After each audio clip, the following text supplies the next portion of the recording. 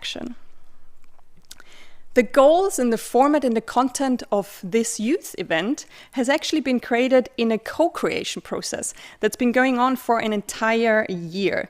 So the entire team has worked and spoken to youth from activists, from entrepreneurs, professionals in the energy sector to make sure that really what you need in this discussion will be heard, and to make sure that your voices and opinions will feed into the upcoming forum and into the processes beyond.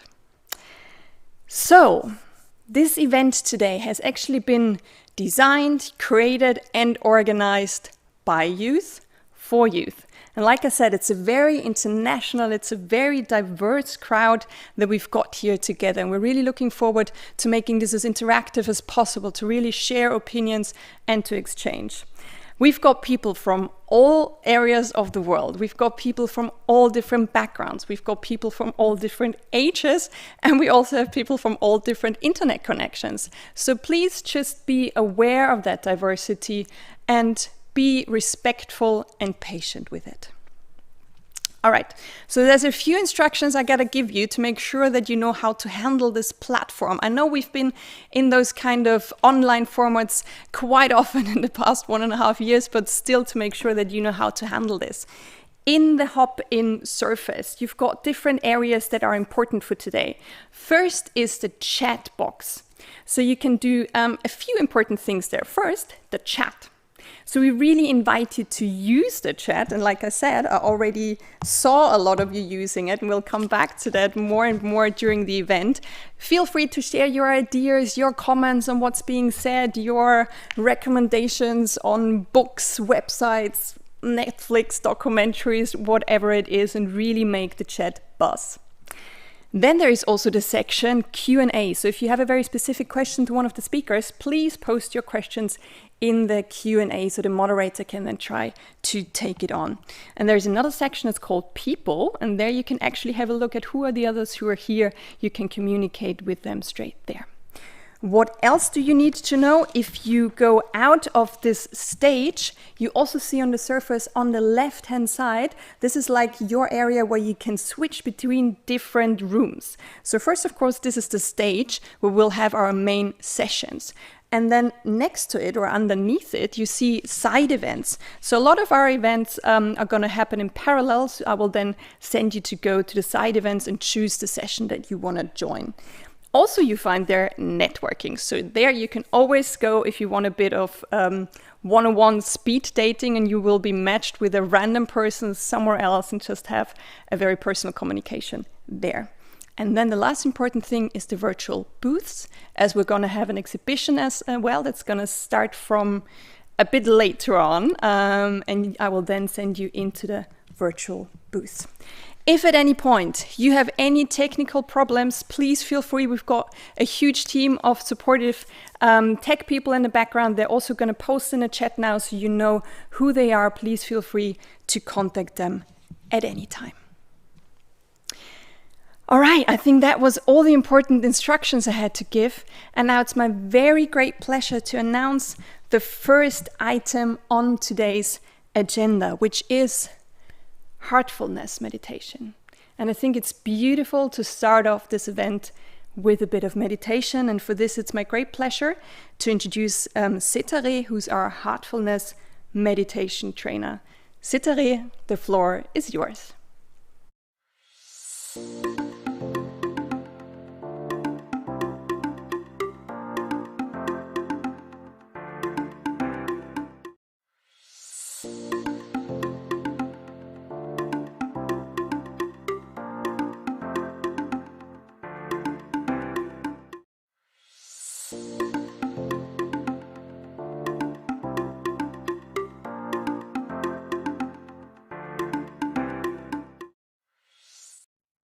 Thank you, Katharina.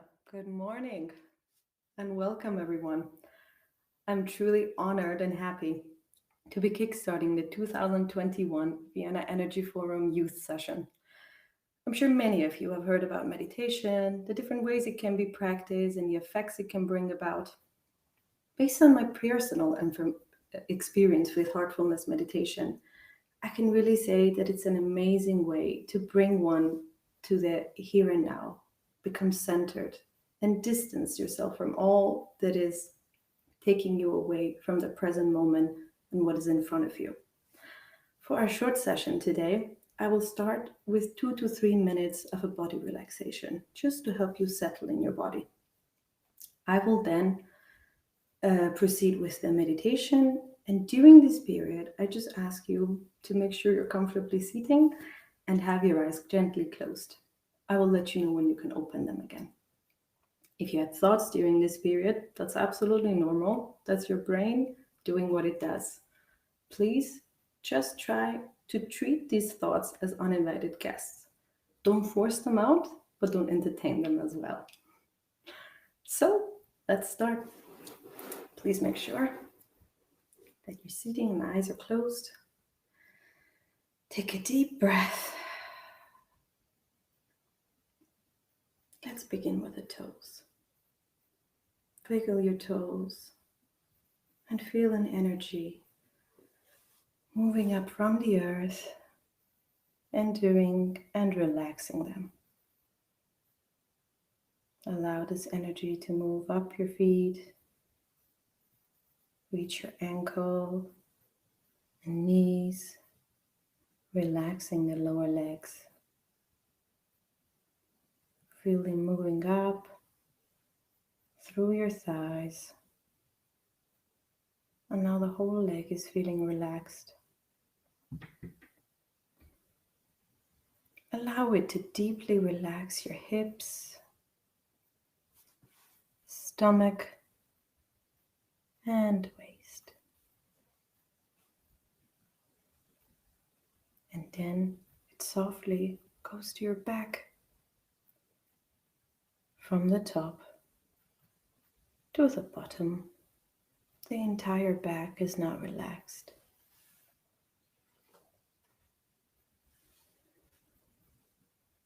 Allow the energy to move to your chest and shoulders. And feel your shoulders simply melting away. Then let it go to your arms, relaxing your upper arms, relaxing each muscle in your forearms, your hands, right up to your fingertips. The energy then moves further up, relaxing your neck and moving to your face. And you can feel as it relaxes your jaw, mouth, nose, eyes, earlobes, all the tiny facial muscles, forehead, all the way to the top of your head. Your whole body is now deeply relaxed. Now gently take your attention to your heart. Immerse in the love and light inside your heart, as if they're pulling you inward. Stay with this for a short while. I will let you know when to finish.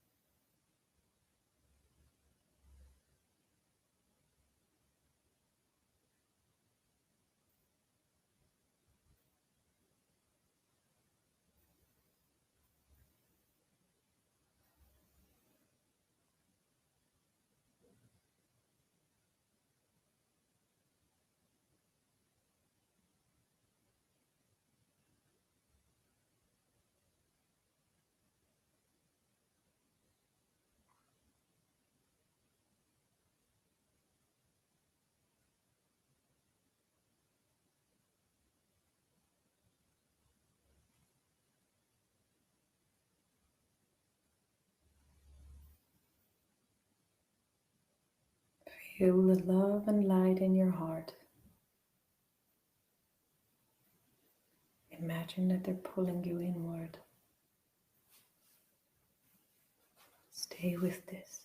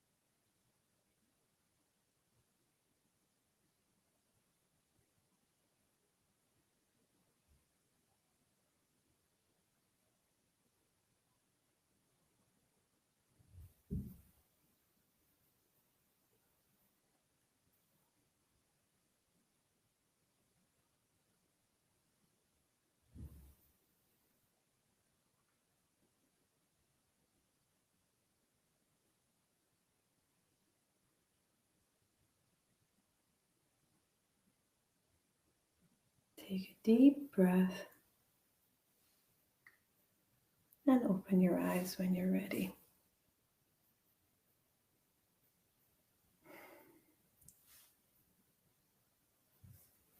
Thank you very much for joining me. It was lovely having you. And feel free to write to me or find me on LinkedIn. I think my information is on Hopin. Thank you again.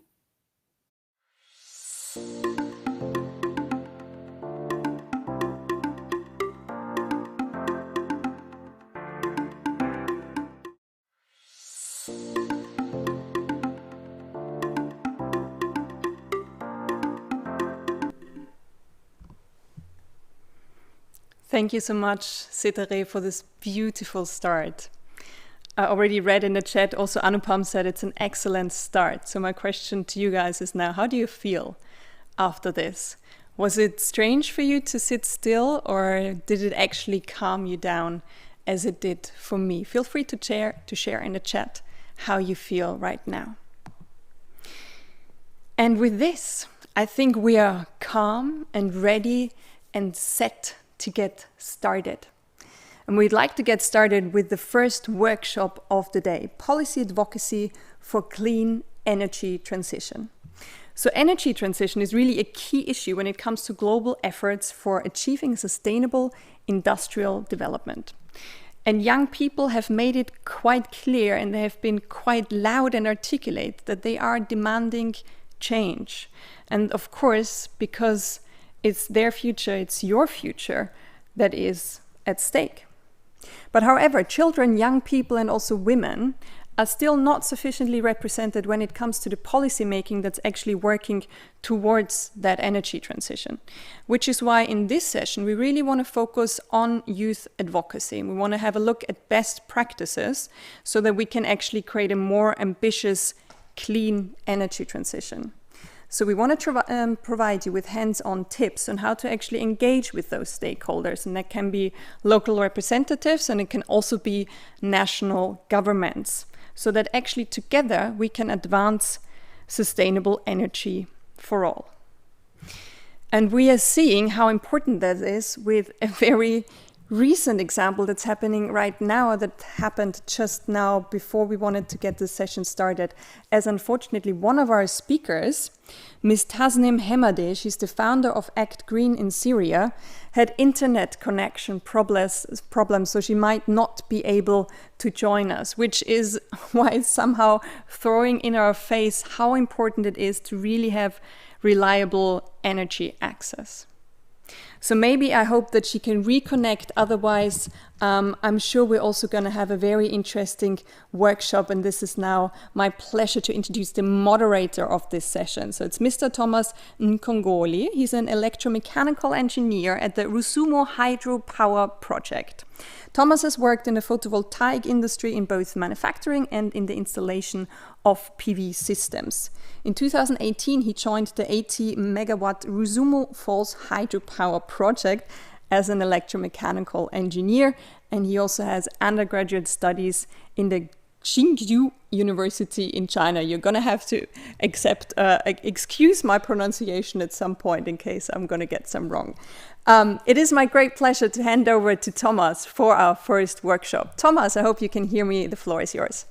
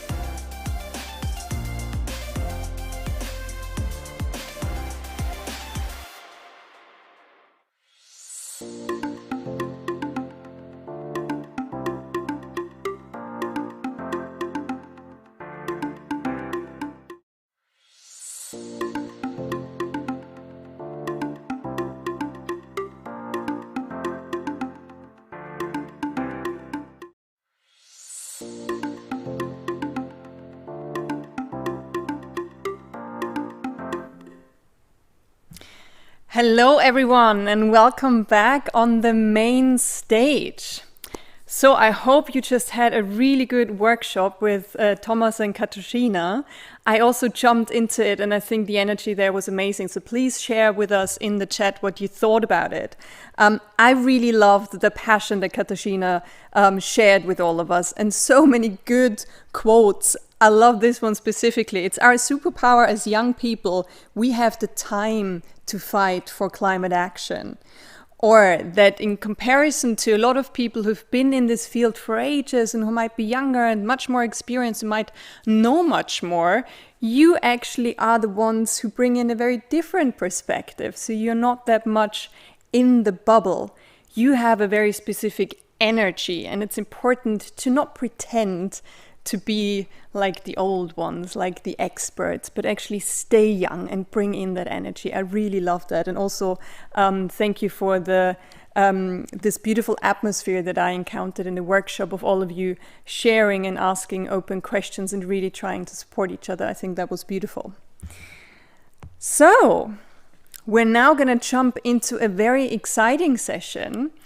As I mentioned at the very beginning, most of this event today has really been created in a co-creation process. So you have been asked, what is it that's most interesting, that's most important for you? And I think a lot of you said, well, I might want to work in the energy sector at one time, at one day. So what are the jobs that are available there and how can I really picture this career? So what we're going to do now is meet the experts.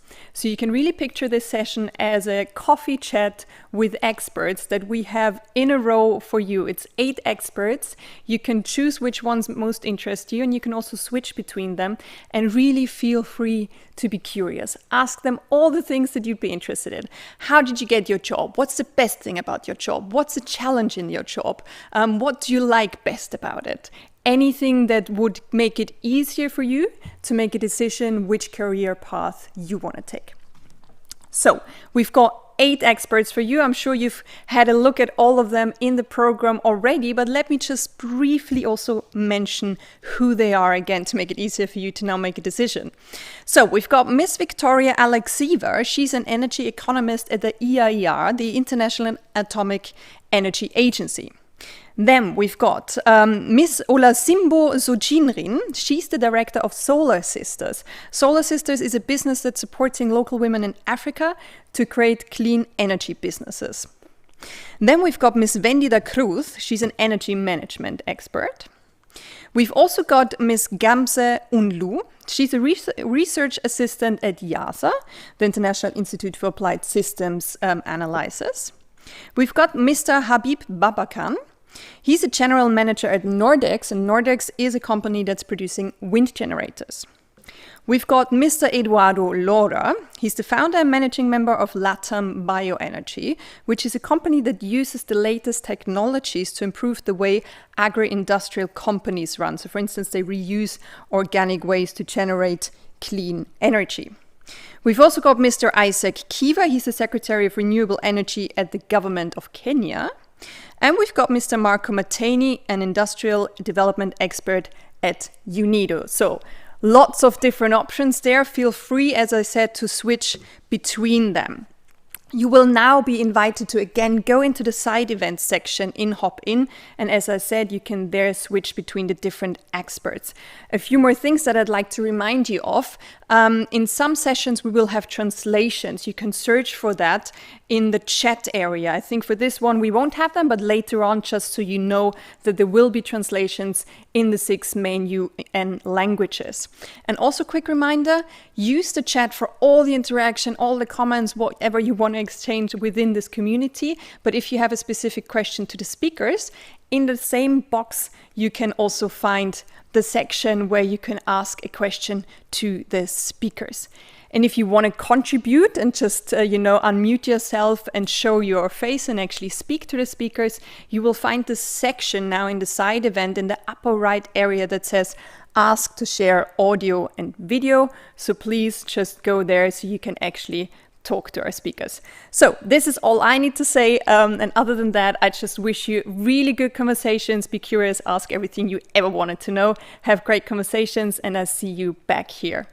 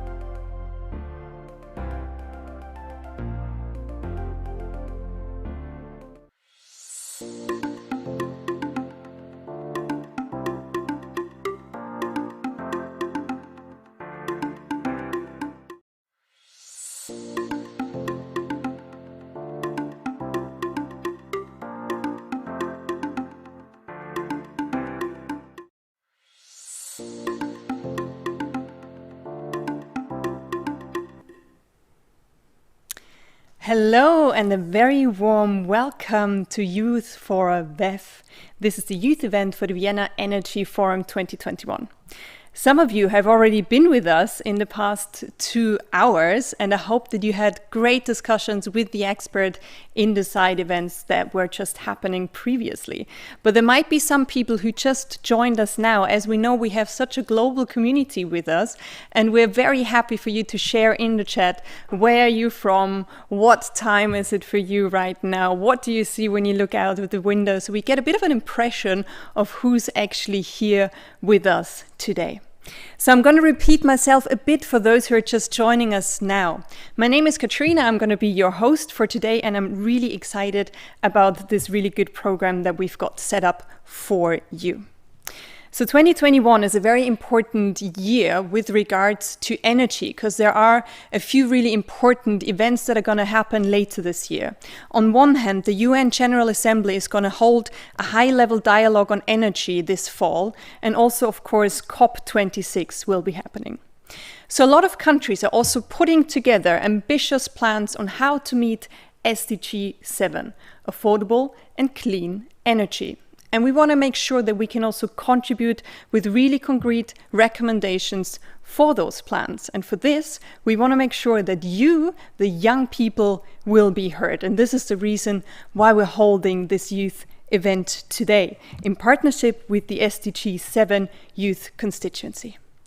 So it is my very great pleasure to not say much more from my side, but rather give the floor to the people who are going to do the welcoming speeches. And first and foremost, it is my pleasure to hand over to Ms. Fatou Haidara. She's the Managing Director of the Directorate for Corporate Management and Operations at UNIDO.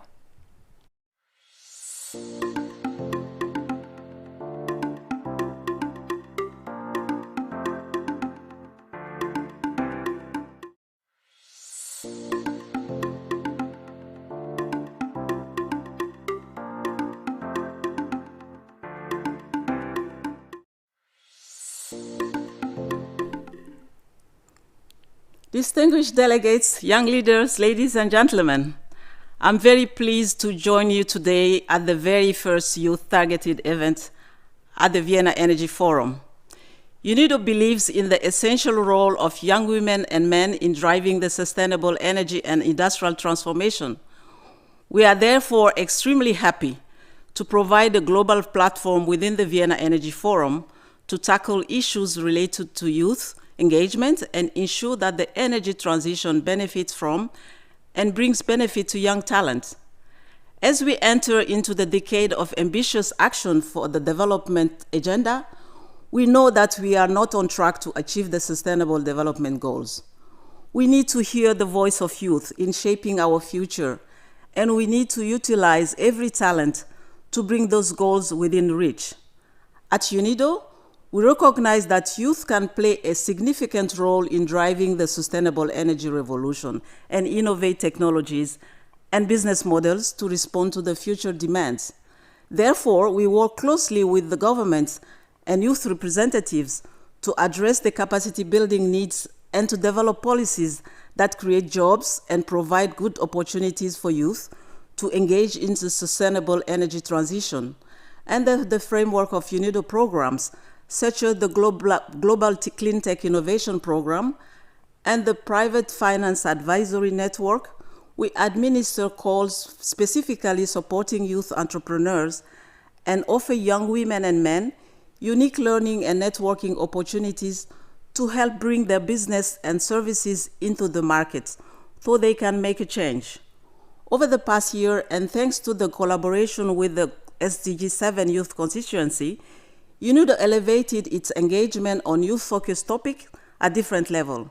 Firstly, UNIDO is a proud partner of the Youth Sustainable Energy Hub, where we support youth in advocating for youth engagement, help young entrepreneurs by designating mentors, and facilitate our exchange of best practices.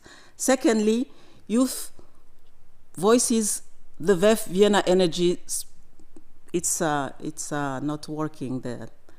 Could you please help me here?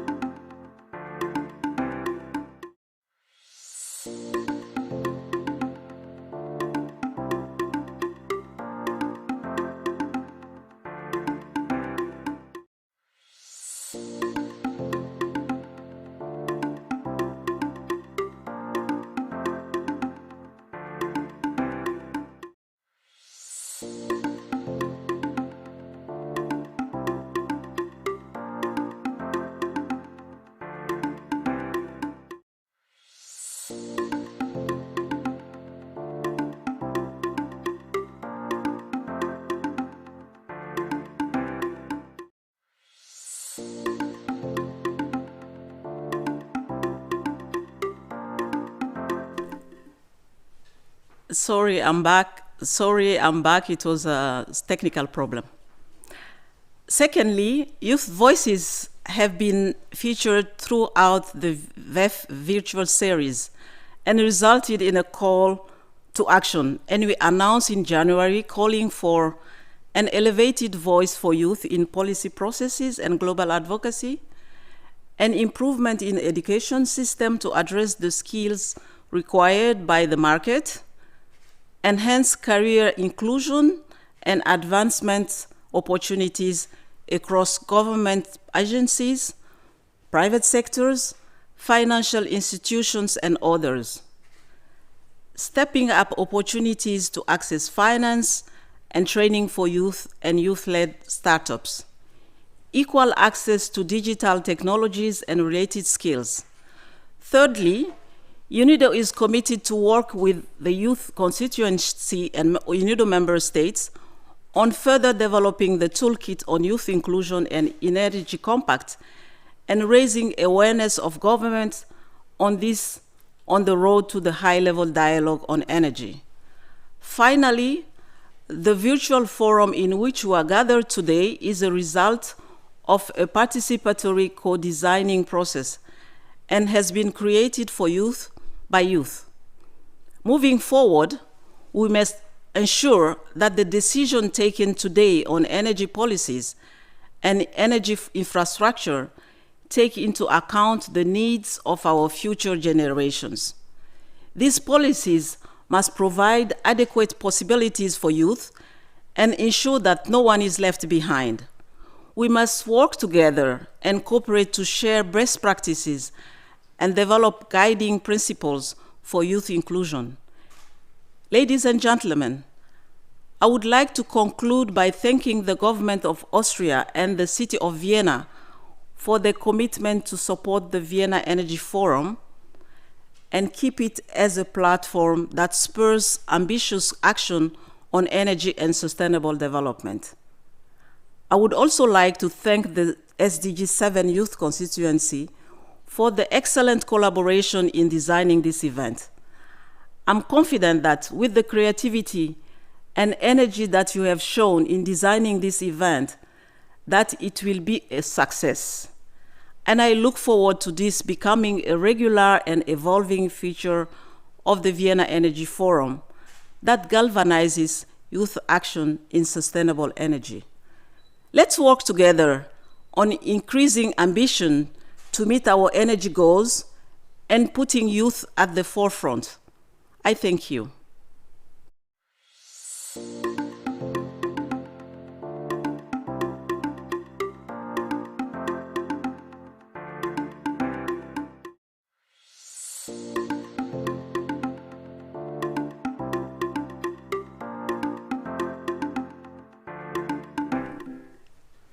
Thank you so much, Fatou, for this beautiful call to action.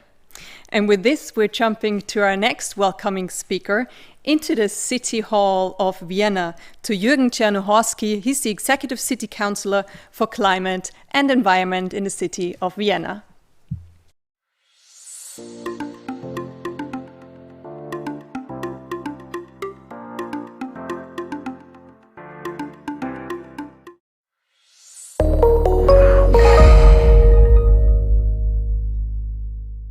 Hello and a warm welcome to Vienna's very first Energy Forum Youth Day. I'm more than happy to see that we are taking young voices seriously by giving them the opportunity to put their thoughts together with researchers, professionals, activists and others in the sustainable energy sector from all around the world. Millennials and Gen Z from all around the world are aware that climate change is the biggest issue of our time.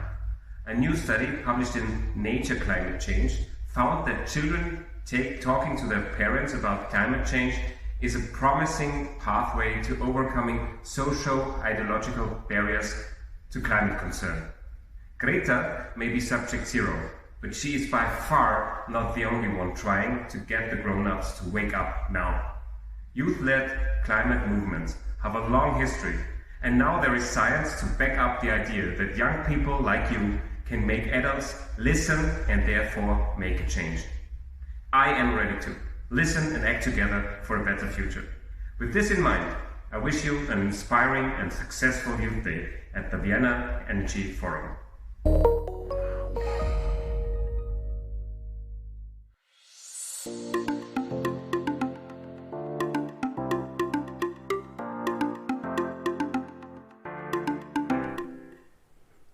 Thank you so much, Mr. Czernohorski, for reminding us that we can make adults listen. And with this, it is my pleasure to hand over to our third opening speaker, to Ms. Rind Alhage from the UNMGCY, the United Nations Major Group for Children and Youth.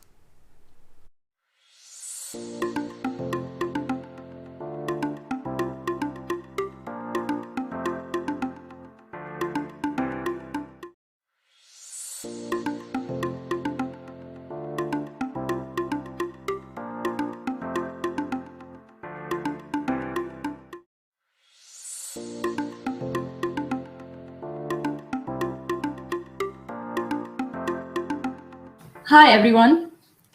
Nothing about us without us. When I read this phrase 5 months ago, it resonated with me. Somehow, in 5 words, it captured the essential message we were trying to convey in the white paper on meaningful youth engagement in the intergovernmental energy space. Around the same time, we started working with UNIDO on the organization of what would later be called Youth for VEF. And this experience proved to be a concrete examples of these guidelines and good practices put to application. Today's event is exemplary, and I'll show you how in 5 questions. Who? Who am I and who am I representing? I'm a member of the SDG7 Youth Constituency's global support team. The constituency is a dedicated space for youth engagement in the UN Sustainable Development processes focused on energy issues, and it's associated to the major group of children and youth. Our work centers on policy advocacy, capacity building, knowledge, and action for sustainable energy. So we build youth networks, we facilitate the participation of young women and men in energy-related processes. We exchange opportunities, organize webinars, draft youth publications in partnership with the relevant stakeholders like UNIDO. Second question, what? What are we doing here today? So the Vienna Energy Forum will feature its first ever Youth Day, Youth for VEF, which is hosted in partnership with the SDG7 Youth Constituency. As you may have seen in the agenda, the sessions are divided into 3 main categories. The plenaries, which are classic sessions that combine experts that are both senior experts and also young people from around the world who will have a debate, a discussion on one of the many topics, for example, future-proof skills, enabling environment, and where young people, the participants, can also ask questions. The second form is the networking format. So it's the Meet the Expert session that you've seen just before, and it also includes the virtual tour, the quiz, all the fun events that make this an informal session all the more interactive, all the more entertaining, and that makes it the perfect thing to combine fun with learning and with growing as youth in energy. The third format is the Skills Academy, which is focused on building your skills related to energy policy advocacy, energy efficiency, financing for women, and so on. Third question, how? How did we make Youth for VEF? So Youth for VEF is an event for youth by youth. As you may have heard, the goals and format were determined through a co-creation process, seeking inputs from young researchers, professionals, entrepreneurs, activists, and other youth in the sustainable energy sector. I've had the privilege of being a member of the co-organizing team on the SDG7 Youth Constituency side, alongside UNIDO. And I was really happy with the consultation process because really everything was tailored to the requests and the needs and the things that were proposed by youth during the consultation process. So first we had a brainstorming session where all the cards were open and any idea could be put to the floor, tested. We took everything in, then we concentrated the ideas we got, and then we asked a survey that we sent to youth participants that were in the brainstorming session and outside, so we can have a more quantitative approach to what are the priorities and the most important ideas that we had in the first session. Then we had a validation workshop. So after we had a clear idea of what young people wanted in Youth for VEF, we created an agenda with themes, with a format, and then we had this validation workshop to make sure that everything was exactly according to what we wanted. And now you see the results. So some of the things that you see in this session, like meet the experts, like the theme on financing that's going to be in the enabling environment, those are really specific requests that we got from young people like you. Fourth question, where? This event is taking place in each and every one of your homes. The online format allows us to have a wider audience and give access to more diversified profile of young people for an inclusive event. But you have to remember that your engagement is what makes this event meaningful. And finally, why? What makes Youth for VEF so special? So as you've seen, there are many unique things about Youth for VEF. It was created by young people, so it reflects the opinions of many diverse people from around the world who wanted to imagine the best event on youth and sustainable energy. We have the chance to chat with an expert, ask him questions about his career. We can have a virtual tour where we go inside a wind turbine or visit a biogas plant. There are high-level panels, there are workshops, there's everything that we've tried to imagine during this co-creation process. So to sum up, Youth for VEF is not the perfect event for youth and energy, and it doesn't try to be. What it does try to be is exemplary, because great examples may be flawed, but they are real, palpable, and concrete, like Youth for VEF. All the ingredients are set up for an exceptional event, but the most important ingredient left is you, our participants. You have the floor today. Your own interactions will make or break this experience in your and our eyes. Thank you all. Have an exemplary Youth for VEF.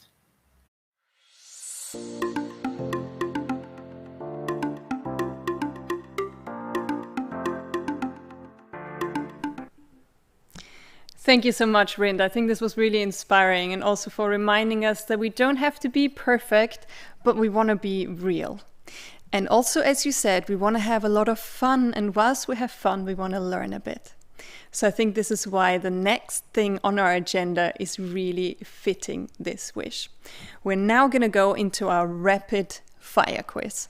I'll explain to you what it is in just a second, and for this I invite you all to come into the side event sections where we'll meet again in just a few seconds. Maybe you can do a stretch in between, and I'll see you there for the rapid fire quiz in some 30 to 60 seconds. See you there.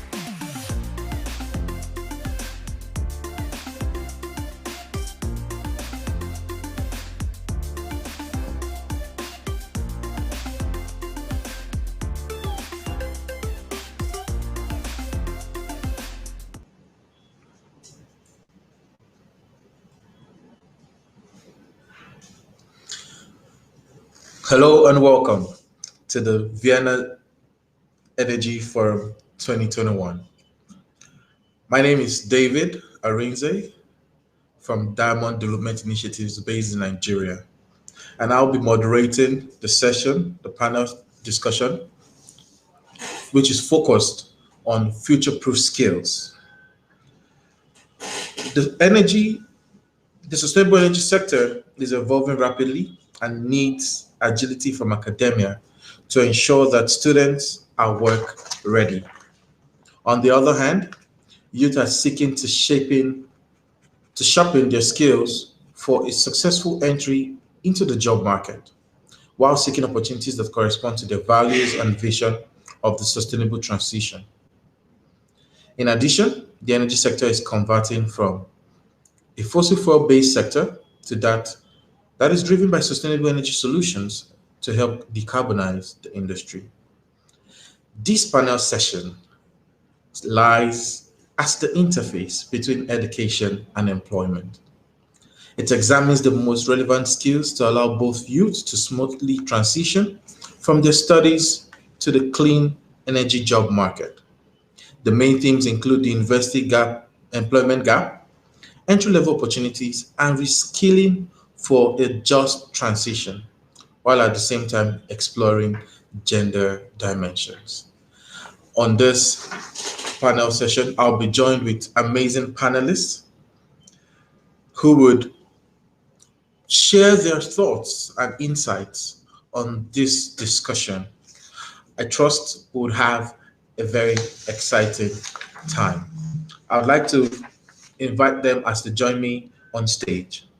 We have Ms. Juliette Leboda, who is a representative from Pour une Revue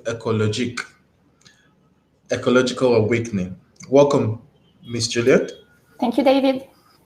We have Mr. Shubhajit Payne, who is the head of education department, Barefoot College International. You're welcome, Mr. Shubhajit. We have Ms. Sylvia, who is from the Youth Climate Council. You're welcome, Ms. Sylvia. Thank you, David. Hi, everyone. Excellent. Good to have you.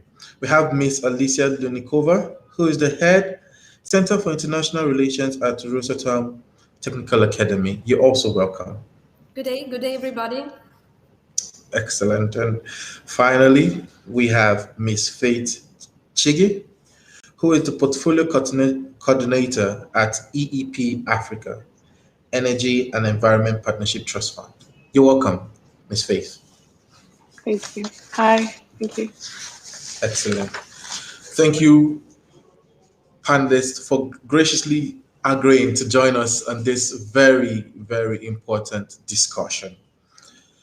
First, we would like to begin by how do we bridge the university employment gap? What essential skills for the energy transition are not currently tackled by the curriculum? Shubhajit, do you want to give your thoughts on the question?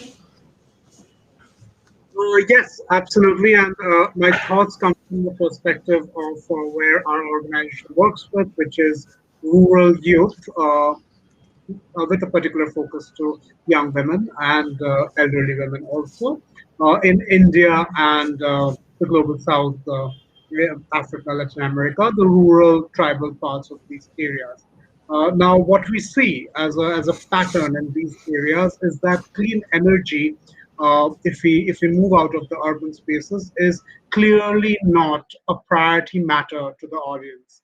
And therefore, when we in our curriculum introduce aspects which define why clean energy is important, it really doesn't matter to the youth, which is forming the larger part of the population of the world today. And therefore, they do not envision or find ownership in a career in clean energy. And so to start from there, we need to start thinking what do we need to include in curriculum to start with, to be able to activate these individuals that are thinking towards clean energy and their ability to adopt skills.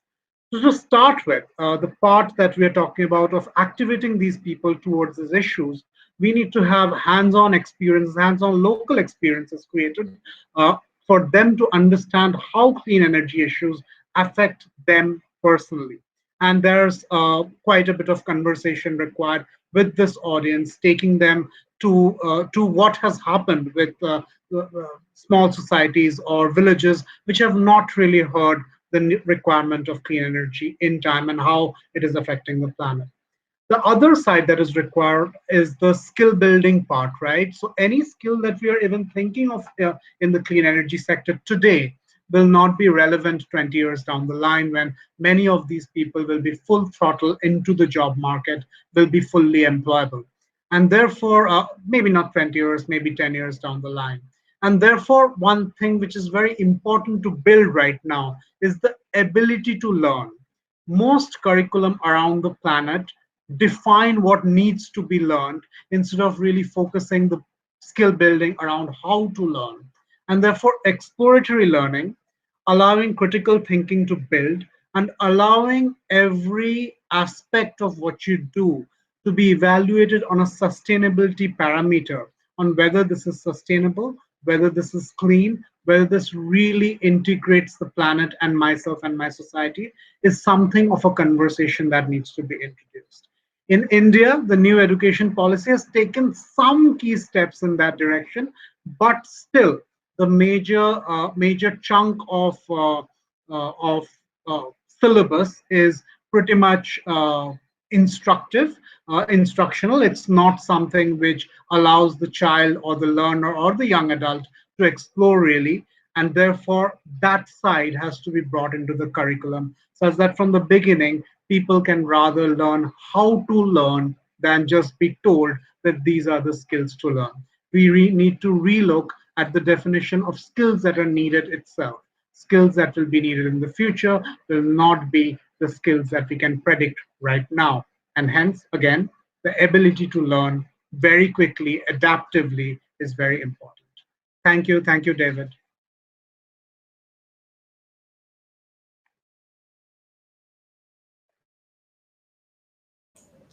Thank you, Vijit, for that very important take on that question. Indeed, you mentioned the ability to learn is one thing. While we're trying to identify the gaps in the education space, but the ability to learn, critical thinking, skills for the future are requisites to ensure that effective learning can take place in order to ensure that we have a sector that we can be all proud of. My panelists, do we have Faith? Do you want to give this your thoughts, or Alicia? Thank you very much, David. Thank you. There were very important skills and competences mentioned right now, and I want to mention something also. First of all, I would like to talk about the harmonization of various carbon-free energy sources, because it's an essential element of energy transition. So the keyword here is various, because we cannot rely on a single energy source, either wind, hydro, or nuclear, or fossil fuel energy with carbon capture and storage. To establish harmonized energy system with various carbon-free energy sources, we need careful planning and also optimization of the strategy. So the important skill from my point of view is the energy planning for sustainable development of a particular country and its specific environment. I'm from the nuclear sector, and I'm aware that in the IAEA, there is a special section, which is planning and economic planning section, and also the international project on innovative nuclear reactors and fuel cycle section. So these two sections together, they do closely cooperate, and in link they're making the research on the sustainability. So last year during the general conference at the IEA and the special event, a special side event, the initiative to develop the INPRO Masters program was put forward, and that will develop the skills for energy transition. So in my country, in Russia, we currently work on the development of the syllabus of this master's program to cover the skills and competences in energy planning, which I strongly believe are the essential skills for today's world. Thank you, David. Thank you so much, Alicia. Just as a right way to jump into the next question, how do we develop a formal education that is more relevant to the energy job market? Alicia. Thank you very much for your second question to me. So, as I have already mentioned, I'm from the nuclear sector, and I look at the energy transition from the viewpoint of innovative nuclear power development. And as a response to the challenges of energy transition, nuclear sector offers small modular reactors that could be produced in series at the factories and then transported and rapidly deployed in the country with the lack of power infrastructure. So we consider Africa to be the #1 user of these technologies. And to operate the SMRs, the competent human resource are needed. Currently, international organizations like IAEA and OECD, they're focusing on educational programs. So I think that the development of international joint or double degree master's programs is a vital step in development of formal education. So why international? Because clean energy transition is a global phenomenon and the response to it should be done on the international level. Excellent. Yeah. Excellent. Thank you so much. Just wanted to be sure that you're done sharing your thoughts on that. Thank you so much for your contribution to the question. Sylvia, while we know that women are as much as important as men in ensuring that we achieve energy transition, how can we encourage more young women to graduate, more young women graduates to delve into energy transition related subjects? I think it's something that Shubhajit already mentioned, that we have to make the subject more popular. Because for now, for example, in Poland, we're going through energy transition. So it's kind of a hot topic, but it's still very unpopular. It's more common to medical studies or to become a lawyer and so on. And going into energy sector is a very male-dominated thing. So females think that it's not for them, that they're not gonna be engineers because that's not very, sexy. That doesn't sound right. So we have to do something to make sure that women think that they are equal to men, that there are jobs that are equally ready for men and for women, and we need to make sure that young girls, that they are learned, that they are taught that going into energy sector is something that they can do, that this is something that is going to be very needed in the future. It's something that's going to be very important for every single country, that there's a lot of jobs in the sector. There's also a lot of money if the money is their main guidance to choose the subject. So I think that's the main thing, that we have popular. We have to make it way more sexy, and we have to teach young girls that it's good to be an engineer, that it's cool, that it just means that they have brains, and having brains is okay. It's cool. Excellent. Javid, do you want to share your thoughts on that? How can we encourage more young women graduates? Thanks, David. I particularly wanted to actually take an example on what Sylvia is suggesting in terms of making energy work sexy. And one of the things that we have successfully tried out with a lot of women in very rural and non-urban or peri-urban scenarios, where the conversation on energy isn't the mainstream conversation, in education particularly, is by trying out this model of solar mamas, where we promote energy entrepreneurship within women.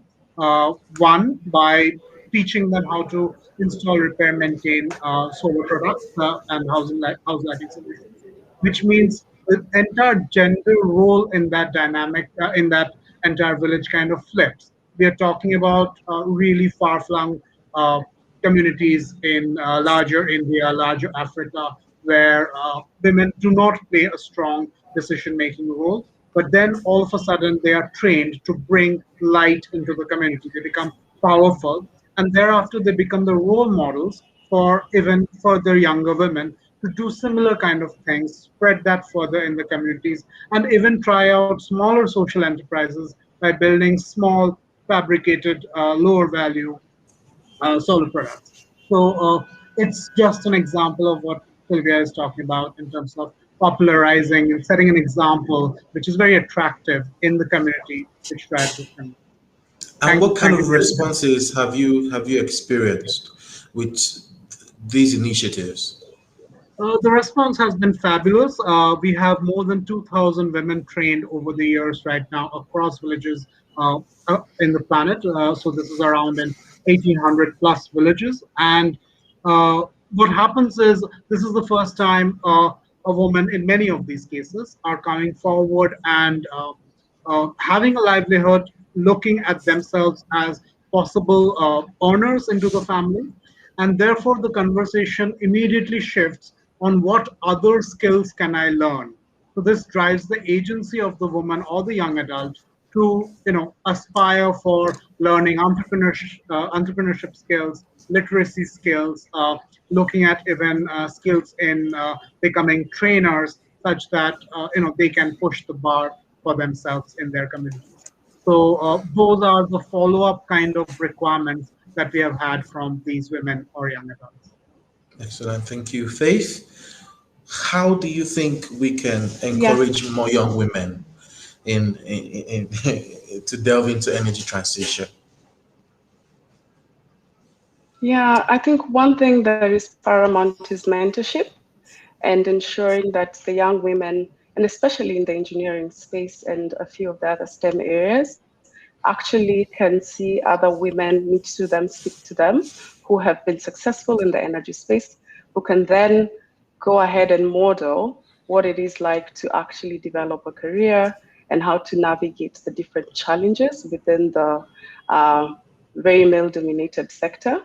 That is one. The other thing that is really important is deliberately coming up with initiatives that actually get women to move and begin to get skills in the renewable energy sector. One program I can think about in Africa is the Mandela Washington Fellowship. So Power Africa has started a Women in Africa program, apprenticeship, where they get all those amazing women doing different things, a few of them actually from the non-clean energy space, getting skills. And after that, we're seeing a huge uptick in the renewable energy sector. And I think that one I could also mention is deliberately, even as companies, making initiatives within our own companies. And I can speak of one company within EEP portfolio that is called Jaza Energy in Tanzania. They have deliberately gone out of their way to make sure that the women that are working on the ground are trained and skilled in-house, and 100% of all their hubs in Tanzania are actually run by women. So how do we as renewable energy companies also make sure that we have gender mainstreaming initiatives within our own companies, but also take the next step to actually ensure that we're providing the resources to make sure that they're skilled on especially how do you teach them how to actually go out there and repair a battery? And how do you also really take away this cultural barrier where they are culturally not supposed to be on top of roofs fixing panels? But we've seen a few companies actually go out of their way to make that their mission, and it's just beautiful to see the uptake of that in the region as well. Thank you so much, Faith. We've talked about mentorship, the need to have the right initiatives to drive the participation of more women in energy transition. Also, another thing that comes to mind, yes, we may say we have a lot of young women who may go into the universities with a passion for energy transition and with a desire to want to create an effective change in their societies. But the challenge of being able to gain relevant jobs, which would give them the opportunity to show how the much needed capacities that they have built and much needed support that they can bring in achieving energy transition. Juliet, I would like to ask, what are the sought after skills recruiters look for when filling in entry level jobs in the energy sector? Thank you, David, for this question. First of all, I think that more and more it's important to have experience, field experience, when you want to join a company. That's why apprenticeship is more and more generalized. As far as I'm concerned, for instance, I had the opportunity to work part-time while studying. I think that it's a great opportunity both for companies because they can train students, they can advertise what they do, and as well as that it's a very good thing for students because they can afford having field experience at the same time as studying. And in the end, it's very good for everybody. And when you join the job market, you're ready. You can directly bring experience to the company. So I think that's the first thing. The second one is knowledge about the energy transition, because you need to know now all the new technologies, and also you need to have critical thinking. You need to be able to compare technologies, and this is not easy. So the energy transition is all about nuances, about details, and that's why I think that it's really important, and firms are really more and more seeking for competencies on comparing the different technologies and their carbon footprint and how they use natural resources, how they impact biodiversity. So, you need to have a really complete knowledge of the fields and of the consequences also of the technologies. Excellent, thank you so much. And what kind of job opportunities are young graduates looking for in the energy sector? What types, what kind of companies? What do you think that young graduates are looking for in the energy sector? What kind of job opportunities are young graduates looking for in the energy sector? So I would say that more and more there's a crisis of meaning. Young people want to work for an enterprises with values. They need to have a purpose in life, and that's why it's really important for them to choose a company or even the public sector, depending on what their impact on the world will be. So I can see more and more people wanted to have a great impact on the environment and analyzing what companies are doing. So energy companies are really different from one to another, and it's becoming a key criteria to choose the company, how it impacts the environment. So for me, it's not only working in the renewable energy sector. It's also about having a transition and a just transition. So for instance, working in a company that just adds renewable electricity to a list of fossil fuels energy is not enough. Now, we as students and as future employees, we want to work for a transition, for going to a point A to a point B with great value added. So yeah, this is really important to us. And finally, I would just add that we more and more want to take part to the strategy. We want to act, we want to be listened to. And it's really important to know that we can both bring a new vision to the company and also learn a lot and have various experiences during our job. Excellent. Faith, I would like to hear your thoughts also on this question. Yeah, so millennials are the fast digitally native generation to enter the workplace. And so we find that unlike generations or older people, we're really looking for purpose. And so first and foremost, for example, I studied finance, but really did not want to work for a bank. I really wanted to work in a career and build a career that was impactful. It's been a rewarding 10 years. And we find that for most millennials, purpose is key, purpose of a profit, as we like to say. We also work to We want to work in an environment where we can learn, we can be challenged, we can thrive, but also importantly, where our own personalities and our values are aligned to the company values and culture. So as we think about creating jobs for the young people, attracting them to the clean energy space, but also really trying to structure opportunities for them, it's really important for the companies to be able to really make sure that, especially the HR teams, those job descriptions really do check those 3 boxes of purpose, good trajectory, values, and culture. And with that, we find that because especially the renewable energy space just has so much impact, one from definitely impacting the customers, but also really being a part of this and amazing journey of walking customers up an energy ladder from using kerosene, then they move to using solar lamps, and then now we're beginning to see an uptick of productive use appliances, as well as e-mobility. So really exciting sector. There is definitely amazing room to just make sure that we're doing the work on our end to get those JDs right and to really market ourselves as companies to the young people. And as long as there is purpose, which there is, most of the time they will actually be excited about the sector and actually really want to be a part of solving this problem of making sure that there is energy that is clean in the globe. Excellent. Thank you, Faith, for your response. And now, Faith, we have a question for you. But before we go on to that question, I would like to mention to our audience who have joined us from various parts of the world that feel free to use the Q&A feature of the platform, of the Hopin platform. Kindly share your questions and also your comments. And as time permits in the course of this discussion, we would read them out and also share with the share your questions with the panelists. Thank you. We already have a question from Adedeji. Adedeji, your question is received, and we would in due time ask your question to the panelists. And now, Faith, how can we combat age and gender discrimination and other barriers to youth employment? Yeah, again, David, it takes deliberate effort within our companies. Definitely the willpower to really want to be the companies that are providing first and foremost equal pay, especially for women.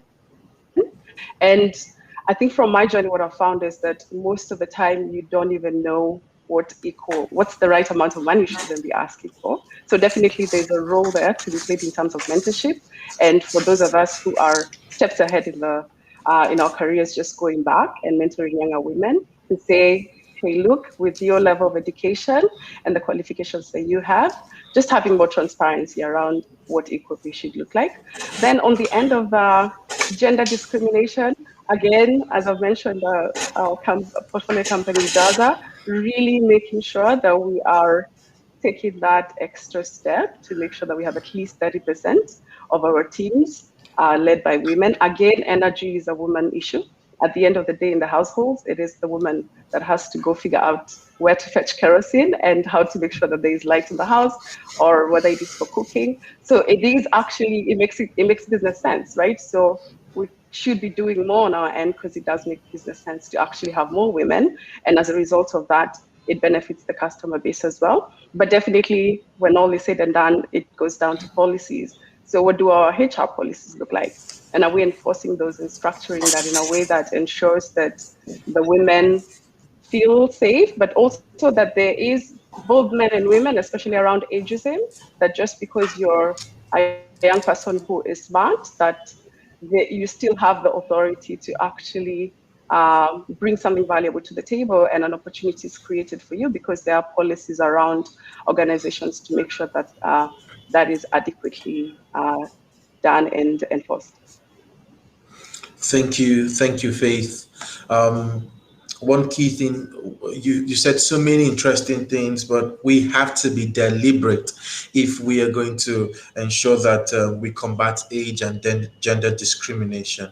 Alicia, what's your take on the question? How do we combat age and gender discrimination and other barriers to youth employment? Thank you very much, David. So I fully agree that there should be should be established the right policy at the ministerial level, and we have to adopt the local norms accordingly to the policy. So this is related to the women, young women, and we have to establish the dialogue with these ladies, to work more with the women at various levels, to inform them about the existing opportunities and challenges and how to overcome them. So we have organized a number of events together with the international organizations and on our local level, when we establish the dialogue with the ladies, when we share the success stories with, when we invite women leaders from the industry to inspire and give right messages to young ladies. So I just want to look forward and a bit answer the question that we have from the DG, in regards to the scholarships and fellowship programs that are existing now on the international level. So in IAA, there was established Maria Skłodowska-Curie Fellowship Program and my country, Russian Federation, made an in-kind contribution to this project, and I have the honor to be involved in the development of the IAA Masters Program here in Russia that will be established, that will be launched in 2021. And we have one young lady who was nominated for this program, and she received the grant to study in 2021. So I'm very proud to tell this, that this is possible, and we need to bring this example to the ladies. Thank you, David. Thank you, Alicia. And Sylvia, let's hear your thoughts, please.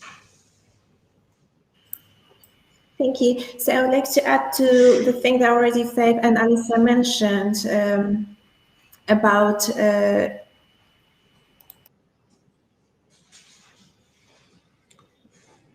all right, we lost Sylvia. While we await Sylvia's return to give us her insightful thoughts, I would like to ask the panelists, please feel free to jump on this one. Adidiji is asking, how do we approach enabling environment and skill development for youth, most especially in the Global South? Which scholarship, training, or mentorship opportunities are available for youth? So are there any initiatives around that you're aware of that you want to share at this time? Shivavit, please comment. Yes. So my answer to that is specific to India as a space, and one of the areas which I'd really like, you can of course expect to get trained on environmental matters or energy aspects, but one of the ways to actually experience and learn hands-on would be through fellowships, and there are a couple that you can always look at, such as Anand Fellowship in India, as well as fellowships such as Youth for India Fellowship or Young India Fellowship, where you effectively work with CSOs already working on energy conservation and energy transition, and thereby learn the entire industrial dynamics by working with these individuals. So that's the point I have. Excellent. Thank you so much, Shivajit. One question that also comes to mind is, how can we combine youth skills development with the reskilling needs of countries transitioning to more sustainable fuels? What specific considerations are there with regards to women? Faith, do you want to give this your thoughts? How do we combine youth skill development thanks, with... Excellent. Did you get a question? Sorry? I said, did you get the question? Oh, yes, I'm ready, David. Excellent. You were breaking a little bit. You were breaking a bit, sorry. Please proceed. Okay, great. Yes, so what skills are... Can we combine the youth skill development with reskilling in countries transitioning from fossil to cleaner fuels? So I think number one is definitely ensuring that there are more training programs, and not just at the university level, but also at the tertiary level. So a large population of both women and men, at least, especially in Africa, did not make it to university. So how do we ensure that they actually have the right skills, and especially geared towards clean energy, to be able to come in and join the sector even as an intern? And then from there, how do we put together efforts to make sure that we are gradually growing them from internship to apprentice, and then after that for them to get work? And even more interesting is creating opportunities for entrepreneurship. So I'll just give an example of one of our portfolio companies at EEP. They're called Solar Sisters. They're in Tanzania. And what they've done is, instead of using a normal a common distribution model where they sell solar home system units through marketing teams, what they have done is they've put together a package, an entrepreneurship package, where they hire women who become solar entrepreneurs. And so these women are trained on basic and understanding of how does a solar system work, what's the value proposition, what are the economic benefits to the customer, and through that training, they're actually able to start their own business of selling solar home systems to other women and other people in the rural community. So you will find that most of the time, these are women who initially were actually either tailors or they were house helps, so really in the informal sector, and bringing in that skill where they're now able to join the clean energy sector by getting a skill, but even more importantly, getting a company with the bandwidth to go do the fundraising, to provide the financing, to provide the technology and do all the logistics of what product is best for them to actually get out there. We're beginning to see more companies like that actually come up. So I thought that was a great idea, a really great example of how we can bring more women into the sector, especially those in the informal space that are probably way much older, but really could be entrepreneurs and really do have the networks locally to be able to reach that last mile in our countries. Excellent, thank you. Sylvia, welcome back. You were about giving us your thoughts before the internet broke. Welcome. Please share your thoughts. Could you please repeat the question? Because I got a little bit worried about the internet connection and I forgot the question. Yes, you were going to give us your thoughts on how we can combat age and gender discrimination and other barriers to youth employment. And afterwards, you would go on the next question, which has to do with how can we combine youth skill development with the reskilling needs of countries transitioning to more sustainable fuels? What specific considerations are there with regards to women? All right, so I'm going to answer the first question.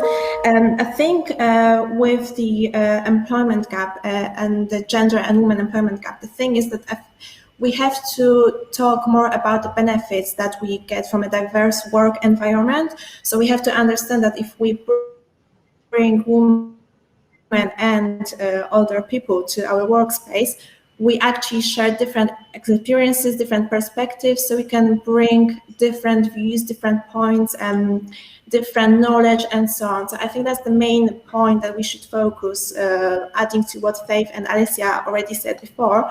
I think that's a very important thing, because very often when we think about elderly people, we think that they are slow, that they don't understand things, and so on, but they can actually bring different knowledge and different perspective on things. And if you could just repeat the second question. The second question is, how can we combine youth skills development with the reskilling needs of countries transitioning to more sustainable fuels? What specific considerations are there with regards to women?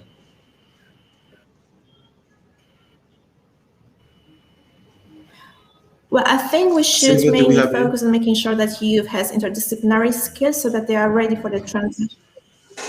Yes, perfect. Can you hear me? Please go ahead. Okay, I think we should mainly focus. I I hope I understood your question well, because I have some connection issues, unfortunately. But I think we should equip youth with interdisciplinary skills so they can be ready for the energy transition, which is actually quite a new thing to many of us. So we don't really know where this is going to go and how we're going to solve many problems. So youth should be more innovative. It should be taught interdisciplinarity. It should be taught different subjects. It should have a very interdisciplinary knowledge. And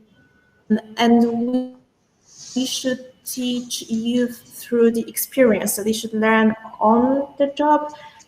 They should get more experience in the field. That way they're going to be more innovative. They're going to see more of a big picture, and they're going to be more ready to come up with solutions that are needed in the future. And hope that answers your question. Excellent. Thank you so much. And Juliet, I would like you to give us your thoughts on this question, how we can combine youth skills development and reskilling with the reskilling needs of countries transitioning to sustainable fuels. What specific considerations are there with regards to women? And also, I want you to give us your response to that. There's a question that I have in the chat box for you to respond to right away. Thank you. The floor is yours. Yeah, thank you, David. So yes, about reskilling, I think that first of all, we need to assess what skills will be needed in the coming years. Although how it was told earlier, we cannot know today what skills will be needed in the future. But yes, first of all, we should assess what jobs are going to disappear and how to transfer them. So for instance, I would say that in some oil and gas countries, some new skills will be needed to transition towards renewable energies, such as solar energies. And it's really important to help people that were working in the oil and gas sector transition and learn new skills, because those new activities will need a lot of people, for instance, for the maintenance. And which is very important is that those jobs are not necessarily very well, they do not necessarily need to study for 7 years. It's really a field job to do the maintenance of a solar farm, for instance. And it's really important because it's not a job that can disappear to another country. So it's really important to keep in mind that we will need a just transition. And it's important to think about jobs, how we maintain the jobs. And yes, I think that we have a lot of opportunities. And for that, we will, of course, need northern countries to help countries where less investments maybe in these fields. So yeah, I think that global cooperation will also be key to transfer skills, transfer technologies, and so on. Yeah. Thank you, Juliet. There was a little bit of challenge with your network. We couldn't hear very clearly, but we'll still get back to you with our next question. But Shuvajit, I would like to ask, what other forms of training or informal education can we offer to equip young women and men with future-proof skills? Thanks, David, on the question. Now, you see, we've talked about quite a bit of things here already from inputs of the panel, starting from enterprise requirements to gender equity training to talking about critical thinking, STEM. And many of this is quite realized already by major government policy across the global South belt. And in that note, I might bring across attention to something which is fairly important when we are defining policy today, especially keeping in mind what happened to education during the COVID period also. During this period, we have seen that entire education moved back to the home, and it got restricted there. And along with that, what happened was it is a clear reality that we always face, that even if a government makes policy, the people who would have to actually accept that are the people back at home. in fact, it will work with any of the panelists and yourself and myself out here also, that if our children are taught something which is different from my perspective in education, I'd be extremely skeptic about it. Which means if my child is supposed to have an education that is futuristic, the first person that needs to be convinced is me. The first person that needs to be trained in me. Which brings me to the point that other than trainings in exploratory learning and STEM and critical thinking, entrepreneurship, leadership, all of those bits mentioned for the young adult, we also need to introduce all of that at a much more deconstructed level for the parent.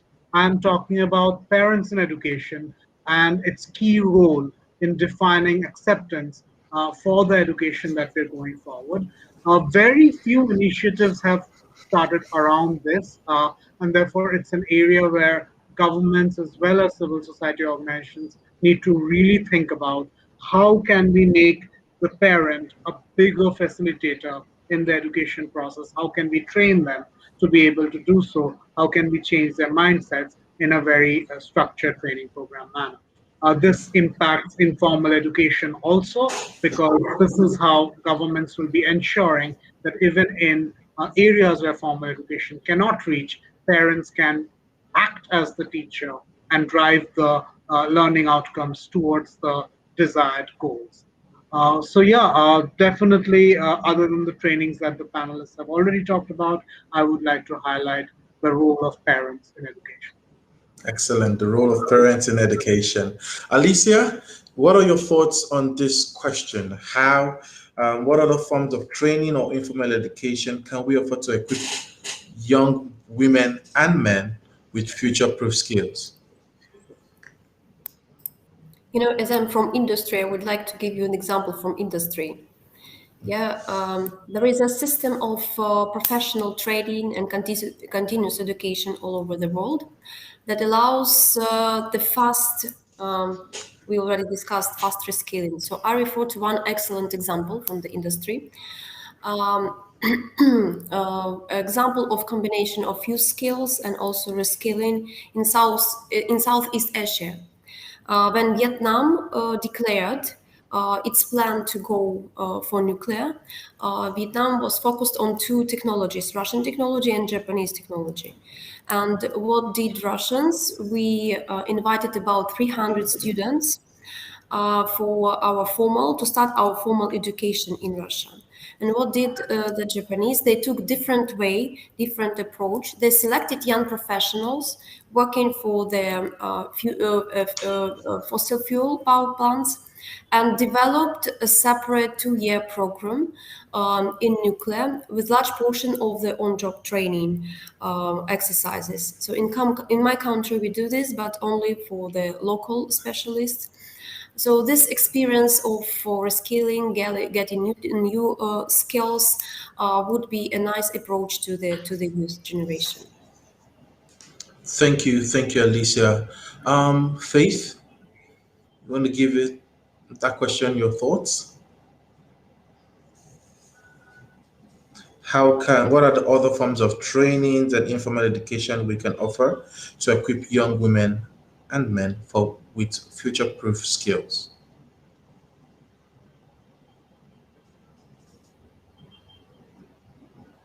Did you get the question?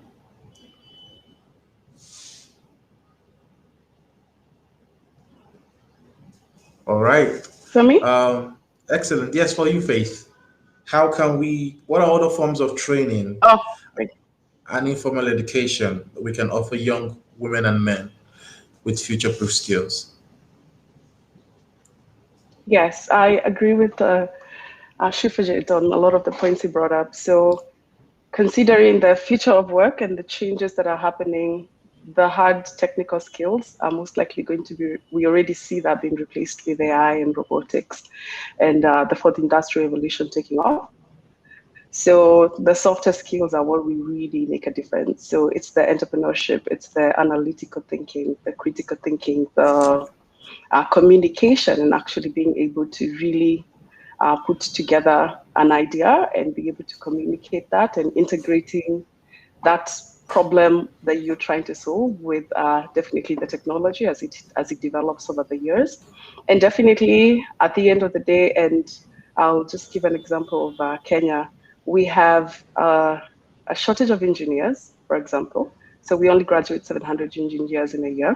And as a result of that, our government is generating a lot of geothermal energy, but we're not able to actually do the transition of it. We are not able to transmit it because we don't have the engineers to actually get on the ground and build those transmission lines, which is really sad. But also the government is constantly saying, well, there is the skills that we require, but are we actually making sure that the ecosystem is built in a way that we have enough engineers to definitely, one, be able to get that energy to the households, but also number two, the other challenge we face, and I think David will agree with most African countries, is that our engineers are not entrepreneurs. They are not creating the hardware technology. They're not the ones in the e-mobility doing the motorcycles. They're not the ones doing the electric vehicles, you know?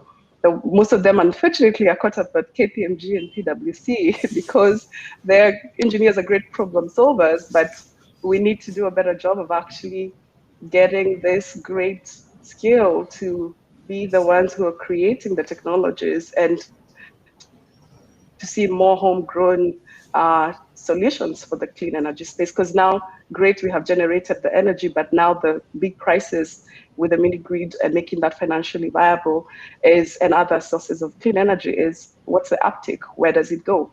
So the next step is now creating the solutions that actually use the energy and people who can actually pay for it, or solutions that can pay for it. So e-mobility is a great example of just the uptake of this clean energy to really make the whole system balance out. But we definitely have to focus the energy on the different skills, like getting more engineers that are well skilled to be able to take this to the next level.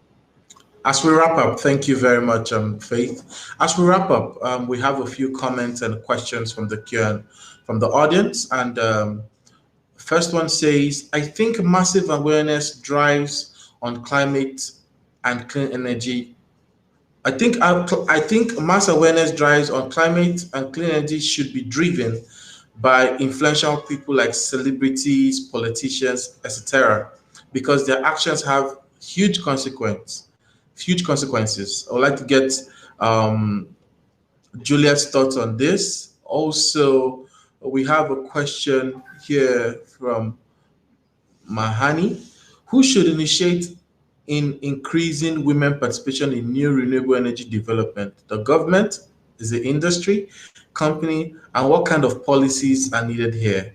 And finally, is there huge opportunities for partnerships for startups between countries that would help facilitate energy transmission, especially between development and developing countries? I would like to get your thoughts. Juliet, as we begin we have a few more seconds to wrap up our panel session. So Juliet, in 1 minute, let's get your thoughts. Thank you, David, for this question. So I totally agree with the fact that mass awareness is really critical if we want to have a switch in our culture, our society, and our energy system. So for sure, we saw that leaders are key to make people aware of the problem that we saw with Greta Thunberg and so on, that young people were really affected, and not only young people by her talks. And I would really add that public policies are key. That's why governments need to be aware of the problem, and they need to be leaders on the problem. So I would say that we have two main things that are needed for the energy transition. The first one is public policies and laws. That's where public actors, governments, ministers, and so on need to be leaders in the ecological transition. And secondly, I would say that we need a huge amount of money, and that's where private financing is key. We cannot wait for governments on their own to change. It needs to be a holistic change with a mobilization of all types of actors, public and private actors. For sure, private money will be needed, and if celebrities can participate to that, that will be really great. And my final point is about, yes, mass awareness, to have public acceptance of the changes that are needed and that are not always that easy, we will need people to be aware of the problem, to understand the problem. And for that, I think that education is key. From the youngest age to training for employees, it's really key that people are trained about climate, biodiversity losses, and so on, to understand why this change is that important. Thank you. Thank you so much, Juliet. It's been a very exciting session, I must say. Thank you, Shuvajit. Thank you, Sylvia. Thank you, Alicia. Thank you, Faith. Thank you again, Juliet. From this discussion, we have seen the need to prioritize mentorship for women in order to be able to ensure that we see the kind of participation and guidance we expect in energy transition. We've also seen the need to ensure that we have effective, deliberate about our HR policies that would help drive the multi-involvement. Mentorship and internships are key, and getting the right skills and young people getting equipped with the right skills for the future would be very, very important in driving the level of accomplishments and successes we seek to see in achieving energy transition globally. Thank you so much for joining us. It's been an exciting experience moderating this session. Thank you again to our panelists, our organizers, and to our audience around the world. Thank you, thank you, thank you. We can't thank you enough for joining us. And we hope that these comments, the thoughts, the insights are one that would spur you to continue to start taking actions and continue to take actions to achieve energy transition globally. Thank you, everyone. Have a good day.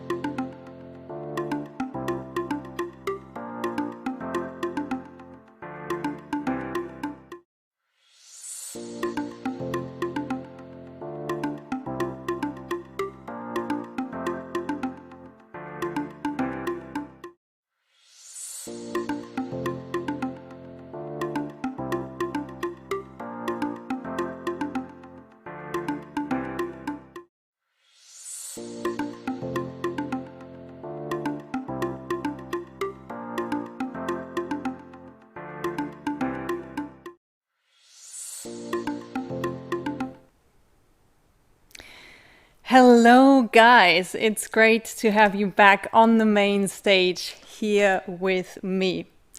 And I would like to say my big thank you to David, the moderator of our previous session, who stepped in whilst we were still finishing off our rapid fire quiz, which is also why I didn't get to announce David, which is I'm a bit sorry about this. And since I have his CV here, I would actually quite like to tell you a bit about him, just so you also know how impressive he is. David Arinze is the program officer of the Off-Grid Energy Diamond Development Initiatives. And it's really interesting what he does in his job is he actually supports the financing of early and mid-stage renewable energy companies. And by that, he has supported over 40 companies to successfully deploy projects in the renewable energy sector. Those projects range from solar-powered or biomass solutions for rural electrification to cold storage solutions or drying solutions and so on. And this is quite impressive. These projects have generated about 2 megawatt of off-grid electricity, created over 10,000 connections to over 8,000 households, 2,000 businesses, impacting over 400,000 people across 15 states in Nigeria and beyond. So I just wanted to mention that, as you just heard David and his distinguished speakers in the previous session, to also just acknowledge and thank you again that you were with us in this section.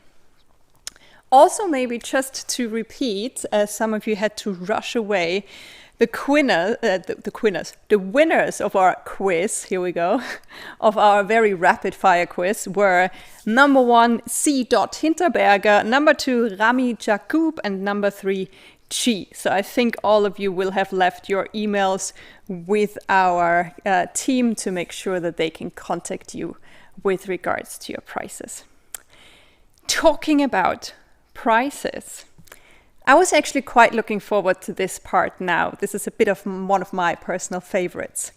So it is now my pleasure to announce the Youth for VEF Challenge and the announcement of the winners who are also going to be present in our exhibition that we're going to open in just a few minutes. So it's 2021, which means we are 9 years away from the deadline that we have set ourselves for the Sustainable Development Goals. And we all know that we have to act. But in order to act, it feels like we really still need to raise a bit more awareness. And I read a bit in the chat as well. Someone said that celebrities should be more active in raising awareness. And yeah, whilst that's true, I think it's also down to all of us to raise that awareness, and it's down to all of us to be storytellers. And that is what's needed. We all need stories because this is what we can connect with emotionally. So therefore, the Youth for VEF has created this challenge that has been an initiative by the World View Education and the Vienna Energy Forum.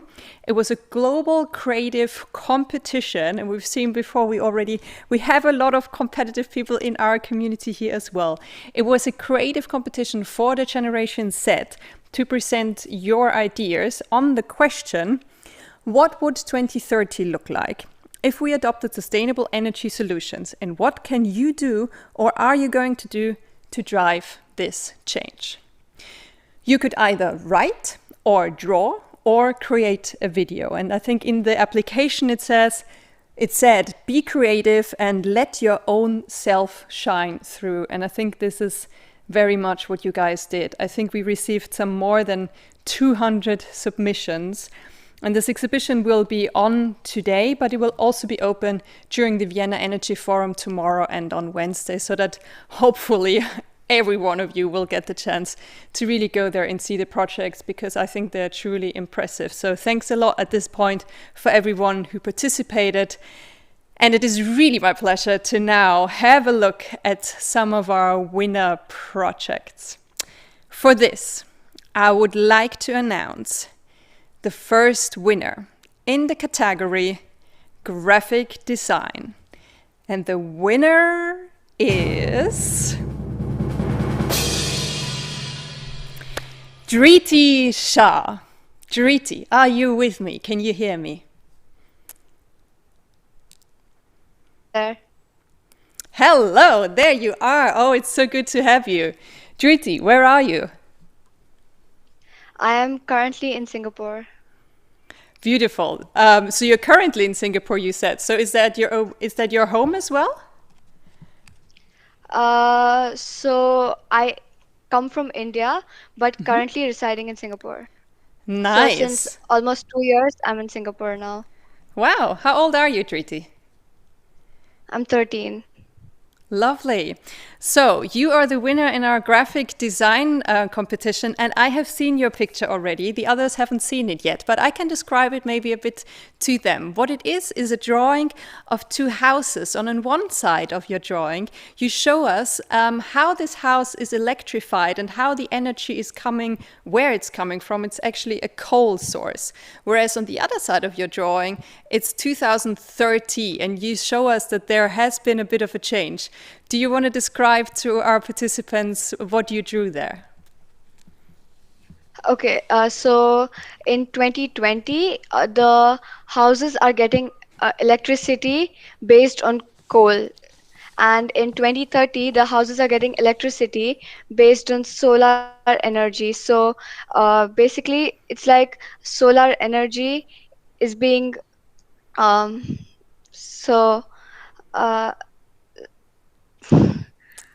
the solar energy is absorbed by the solar PV system, which is then burnt and then used in daily life.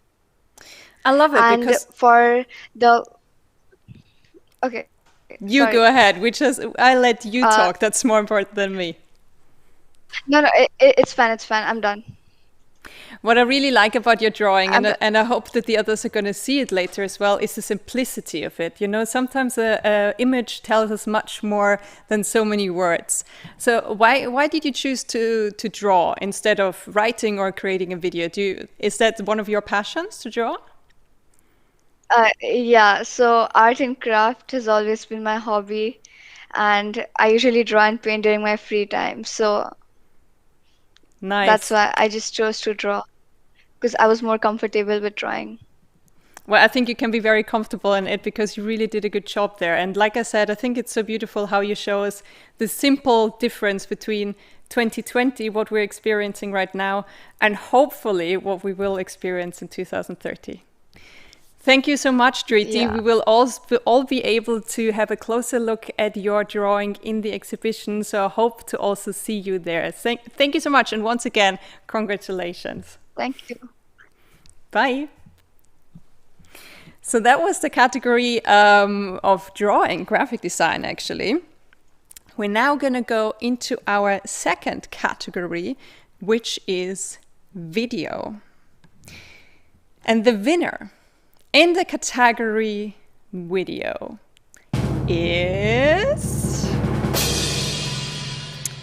Ishan Deb. Ishan, are you with us?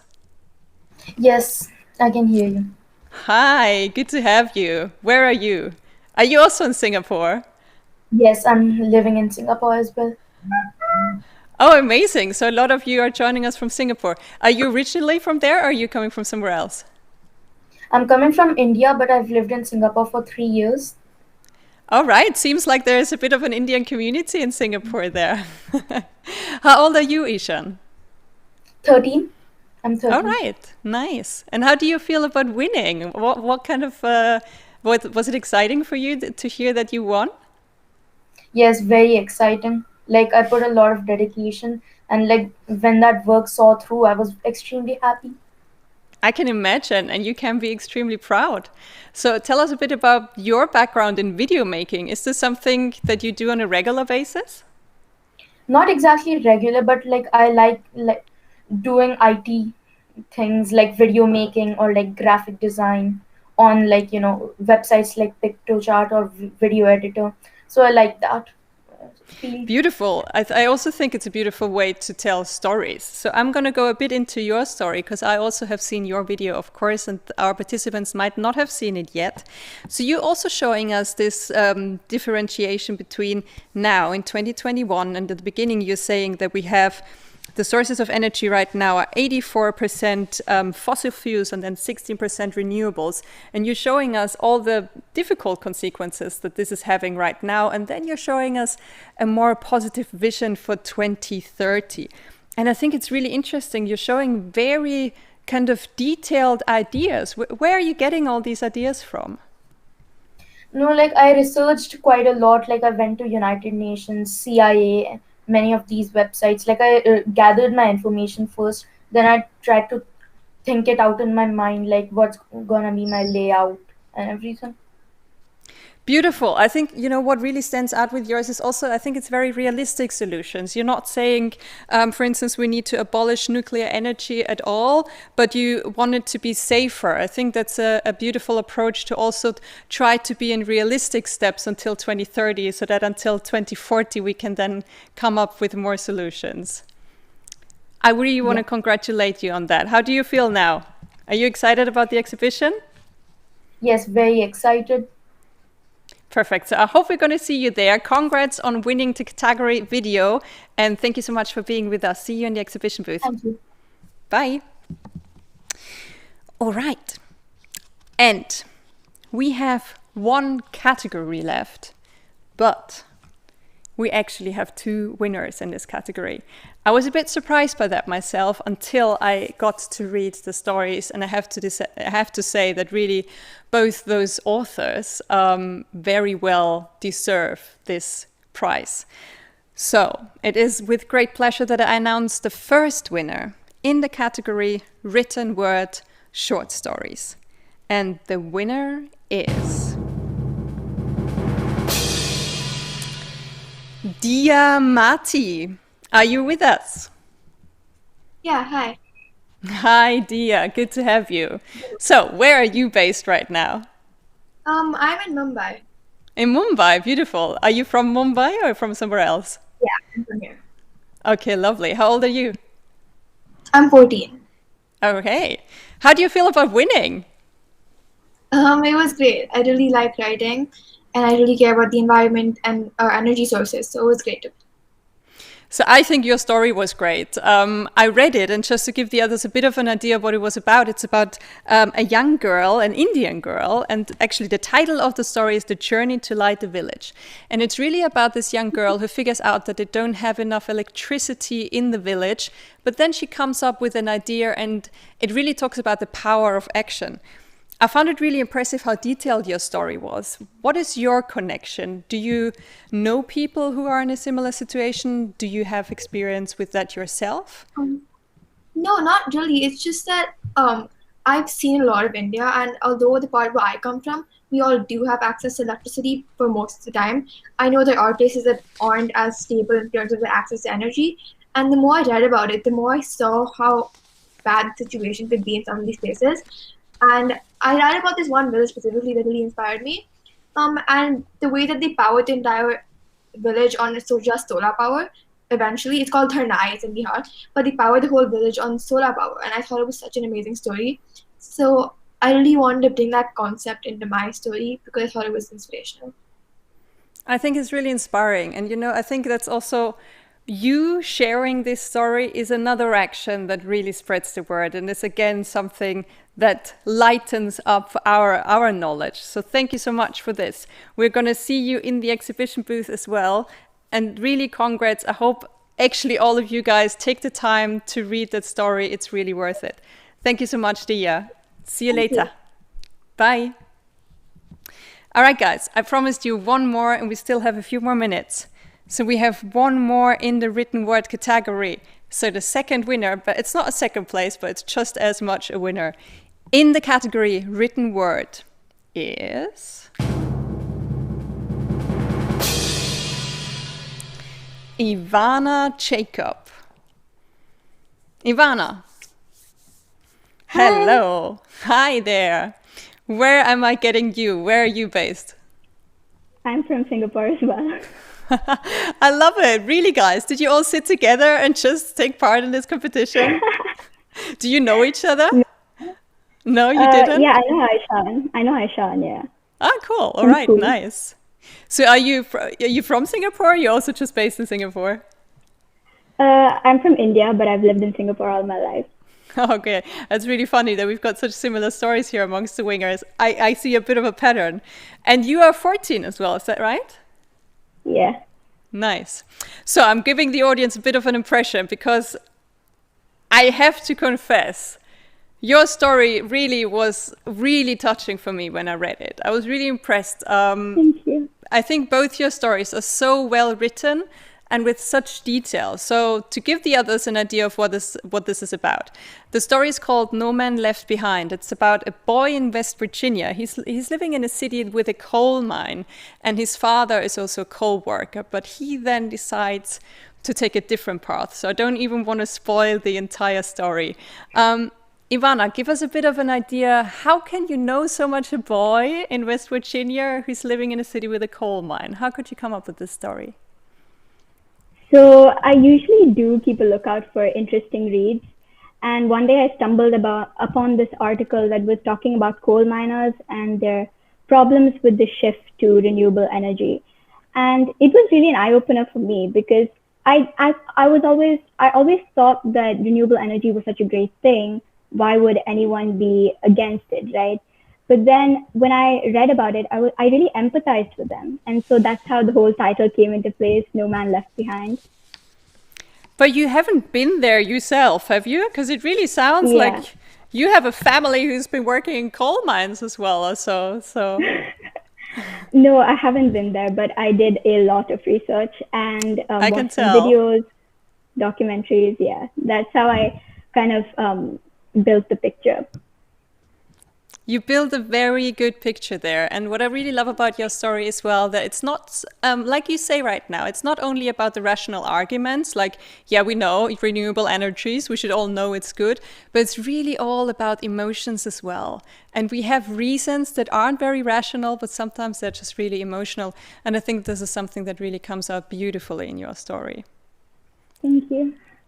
Thank you and congratulations on this beautiful piece of art. I hope we will see you in the exhibition booth. Thank you so much, Ivana. Thank you so much. All right, guys, so this was just the teaser. So really, I'm now inviting you to go into the exhibition where you can see all our winners and actually also the top 10. So there will be even more than just the ones that we heard about right now. How do you do this? You go in the hop-in surface on the left-hand side to the area that says virtual booths. And this will be open, as I said, from now on until the end of the Vienna Energy Forum, until the end of Wednesday. So please have fun to hop around in all those different exhibitions now and meet the winners.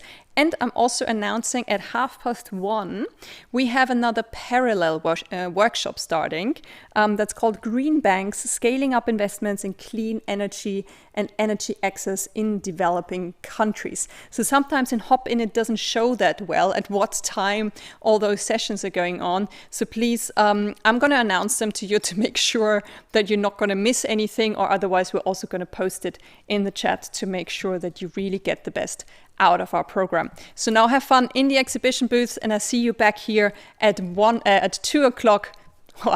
2 o'clock Vienna time for the panel discussions. See you later, guys.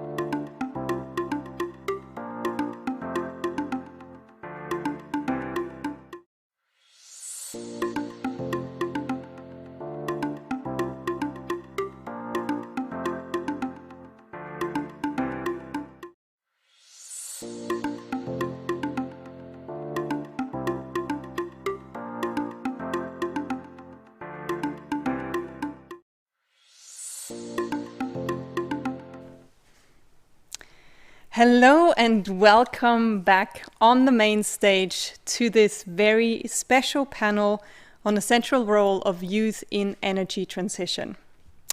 So this is a special segment as we've heard a lot about challenges that youth is facing in this area. Now in this section, we really want to bring together young people with the high-level participants.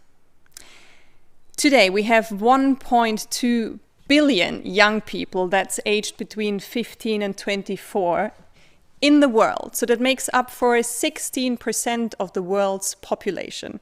So actually you are quite a big force and there is quite a big potential to bring up change. Therefore, it's so crucial to really involve young people in the efforts towards sustainable energy transition. We know we have a lot of challenges that we're facing these days. Climate change, unemployment, poverty, gender inequality, you name it. So in order to really involve young people, what does it mean? It means possibilities for education, it means job opportunities. We've tackled upon them on both of them today already, and now it's really the time to look at them in more detail. World leaders need young people to step up. We've heard this already before today as well. They need their energy, the vision, the innovation that young people can bring along. And young people have already articulated very loud and clearly what they are demanding. Climate action, access to affordable and sustainable energy for all. And they have also identified what the problems are at the moment. Insufficient technical capacities, inadequate training and access to financing. So now it's really for the government to create serious opportunities for young people to really step up and be part of this energy transition. Therefore, this panel is really here for you, and please feel free to comment and to ask your questions in the Q&A sections. This panel will also be simultaneously translated into the 6 UN languages. So in your chat box, make sure to go to this translation button and to click there and choose whatever language you feel most comfortable with. With this, it's my great pleasure to introduce you to our distinguished speakers and our moderators that are going to be hosting this session. First of all, one of our first speakers is Milagros de Camp. She's Deputy Minister of International Cooperation at the Ministry of Environment and Natural Resources in the Dominican Republic.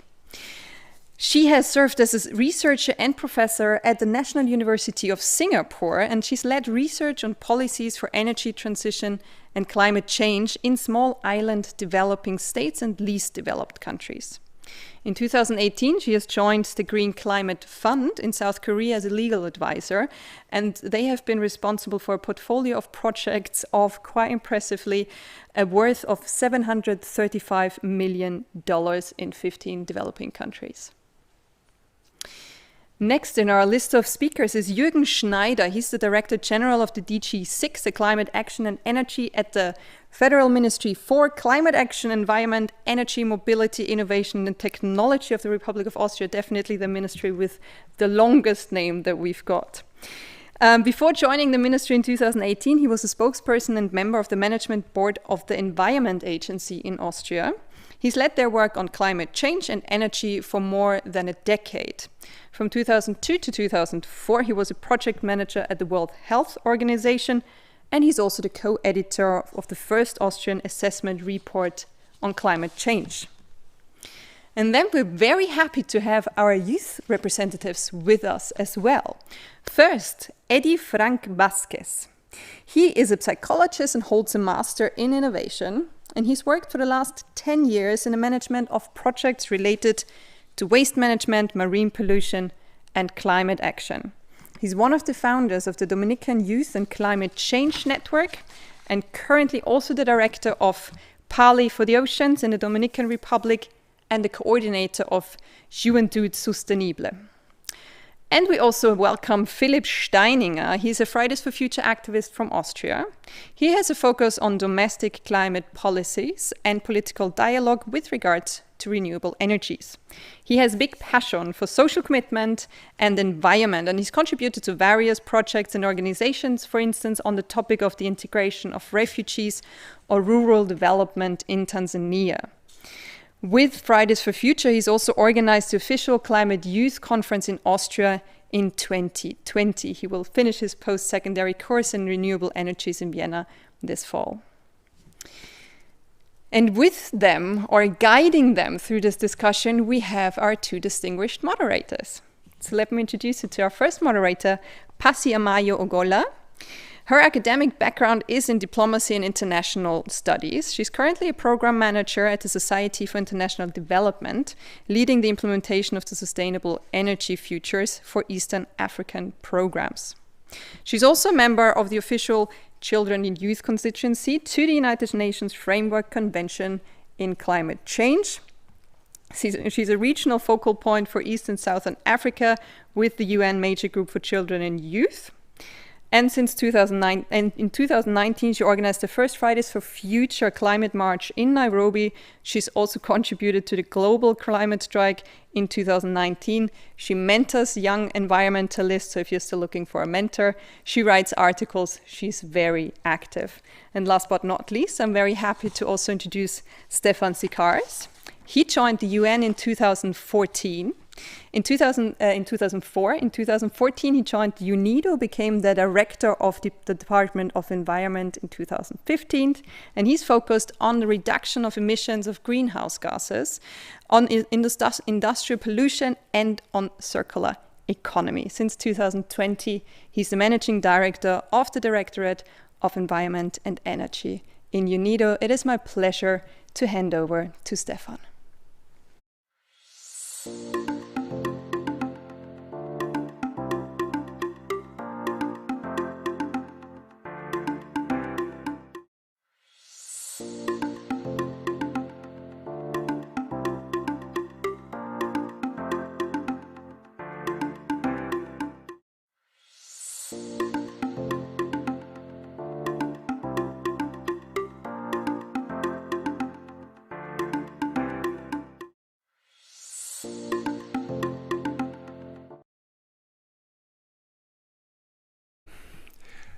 Thank you very much for the introduction, and welcome to our afternoon session here.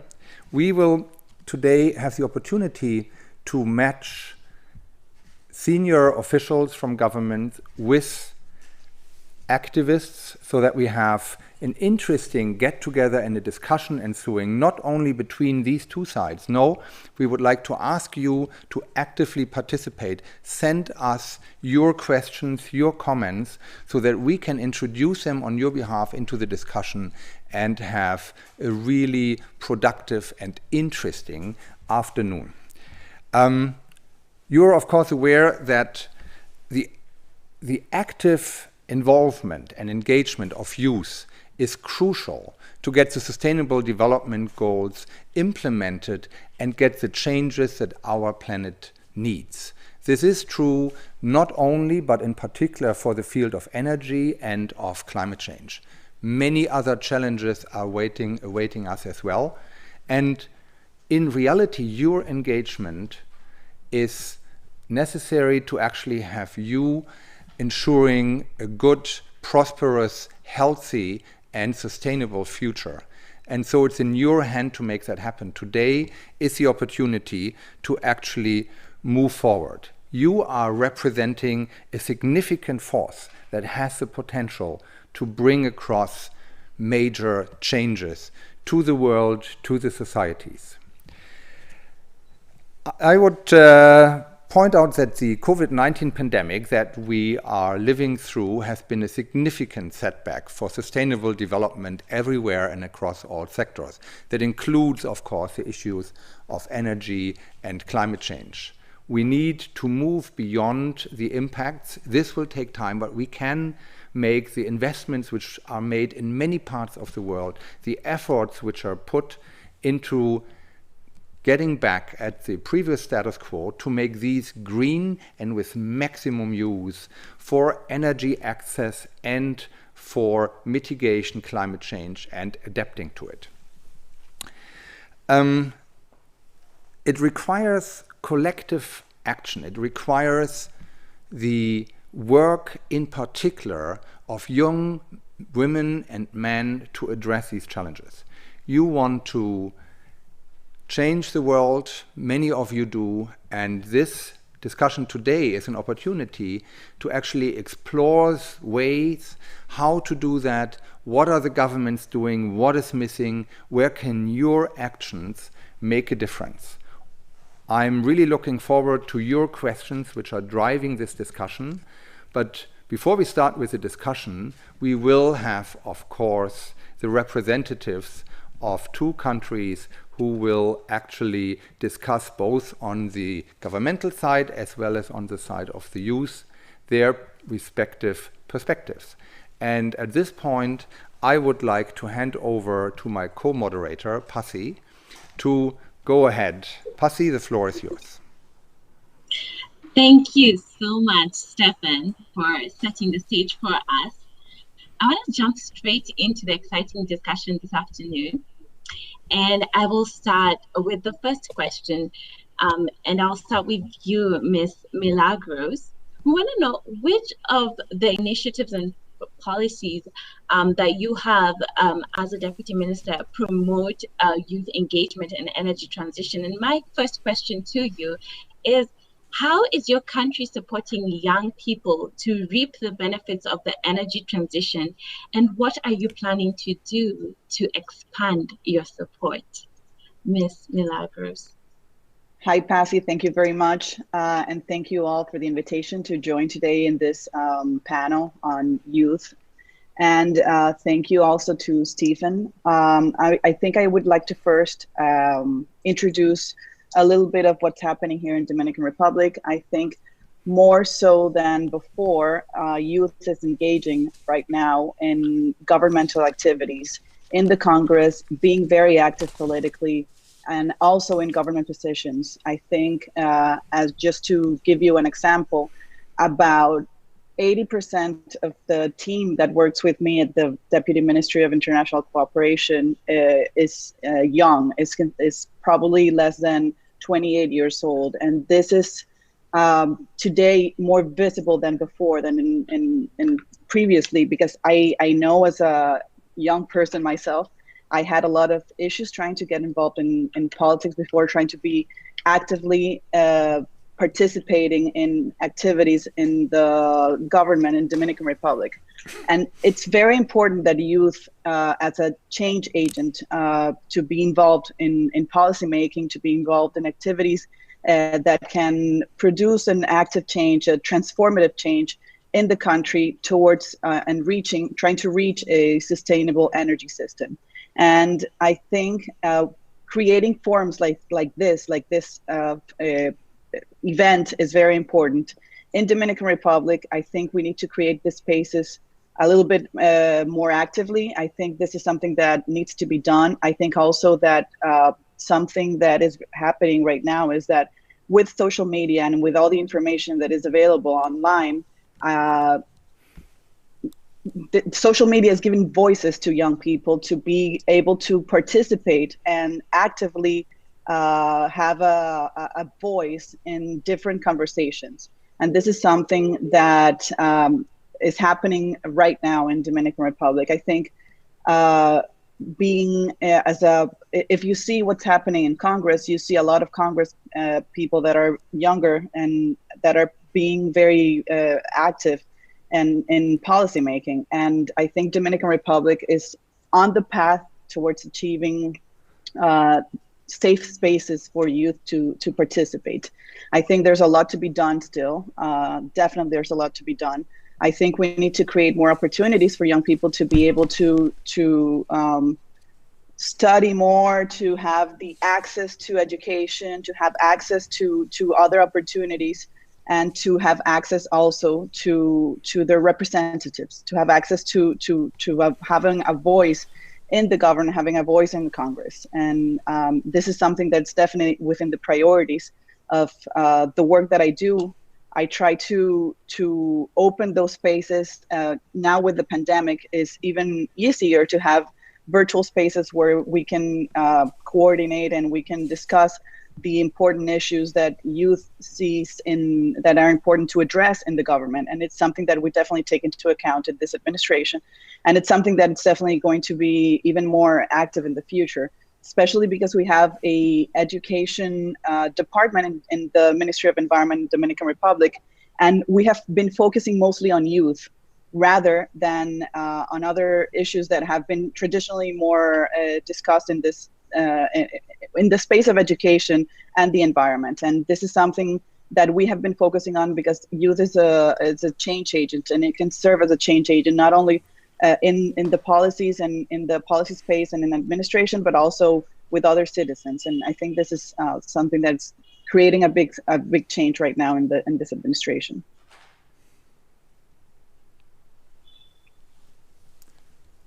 Thank you very much for your interesting statements and for your insights that you just gave us. Now, the question goes, of course, to our youth representative from the Dominican Republic, namely, what kind of support would you expect from the government? What can be done better so you can fully engage with the energy transition? And I would like to give the floor over to Eddie. So maybe you can give some insights of potential for further improvements and how you see the matters going. Please. Of course, thank you very much for the invitation. You know, for me, coming from a small island developing state as the Dominican Republic that is in the front line of climate change, we identify a lot of opportunity that could be implemented to the benefit of youth people in a very different way. Inclusion of young people in the energy transition can't and won't be achieved if we keep using a business as usual approach. There are serious intersectional equity concerns where we're talking about human rights, where we're talking about gender, where we're talking about race that need to be addressed in the energy industry as well in the Dominican Republic at the large scales in order for us to work to changing the systems. 2 years ago, in 2018, we held the first dialogue on youth and climate action in the Dominican Republic. And when referring to energy transition and green jobs, 82% of the participants agreed that we need more spaces that consider the role of youth people with a more active role, rating that as passive and a viewer, which sometimes is only tokenized. We young people expect a lot of better support to access to the spaces of discussion and debate that shape the public policies. We expect greater supports in accessing sources of training, especially when we talk about technical capacities that are required in the energy sector, but also access to financing. Right now, when we were talking about possibilities of opportunity for young people to access to financing in the climate and energy sector, there are merely very few opportunities. So these are some of the fields that are needed for young people. We believe that the youth generation should play a central role in bringing fresh ideas at all stages in the energy transition as well, from community and business to also policy making. That's why when we are talking about energy transition, clean energy, and climate action, we need to assume that a structural transformation needs to be more inclusive, needs to be more fair, and also needs to be a little bit more comprehensive and dignified. These transformations place us in the past to overcome social inequality and face the environmental and climate crisis combined with an economic system with a human and sustainable co-responsibility. So let's say that mainly for youth people, we need more access to funding, more access to technical training, more access to education, but also access to dialogue and be on the same page of the public policies debates that are currently taking place all over the world relating to the sustainable development. Thank you very much. Pasi, back to you. So I want to switch the conversation and come to you, Minister Jürgen, and bring the conversation to your perspective and kind of ask you the same question. The question is, how is your country supporting young people to reap those benefits of the energy transition? And in particular, what are some of the plans that you have to expand your support to the young people in Austria? Mr. Jürgen. Thanks. Good afternoon to everyone, and thanks a lot for your leadership for organizing this session. I mean, it's very good to have a discussion on participation of young people in the energy transition, and not only talk about young people, but talk with young people. And I guess I'm the only one on the panel who does not qualify as young anymore, but my fellow panelists do so, and that's really good. Let me just also say that energy transition is a societal challenge, but it's also a necessity, and it's full of opportunities. And energy transition is not a task of governments alone, or administrations, or policy, or the private sector, but it really affects all of us, and in particular, it affects the young people. We've heard it before that young people are change agents, and I really can subscribe to that. Policy also in Austria needs pressure, and pressure in particular from the youth is, at least I think so, indispensable. We also made a promise that the energy transition is inclusive, that we would leave no one behind.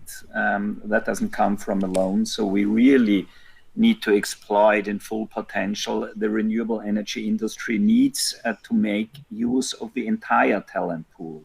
That's really to include the talents of women, youth, minorities, and others who sometimes feel left behind. And we want, as I said, keep everyone with us in the energy and transition. And engaging, for instance, the young in the energy transition offers a lot of co-benefits, and we are quite aware of that.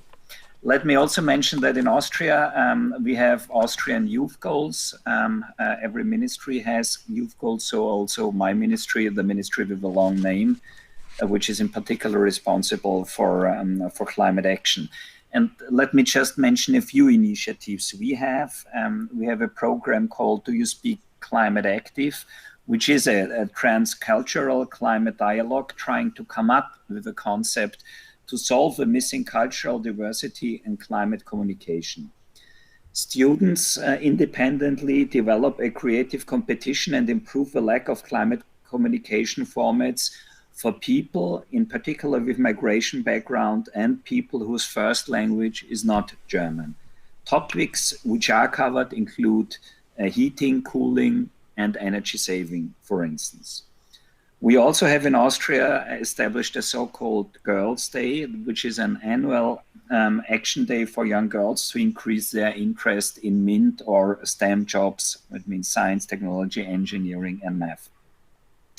What we also do is we are right now in the process of establishing a much more efficient climate governance.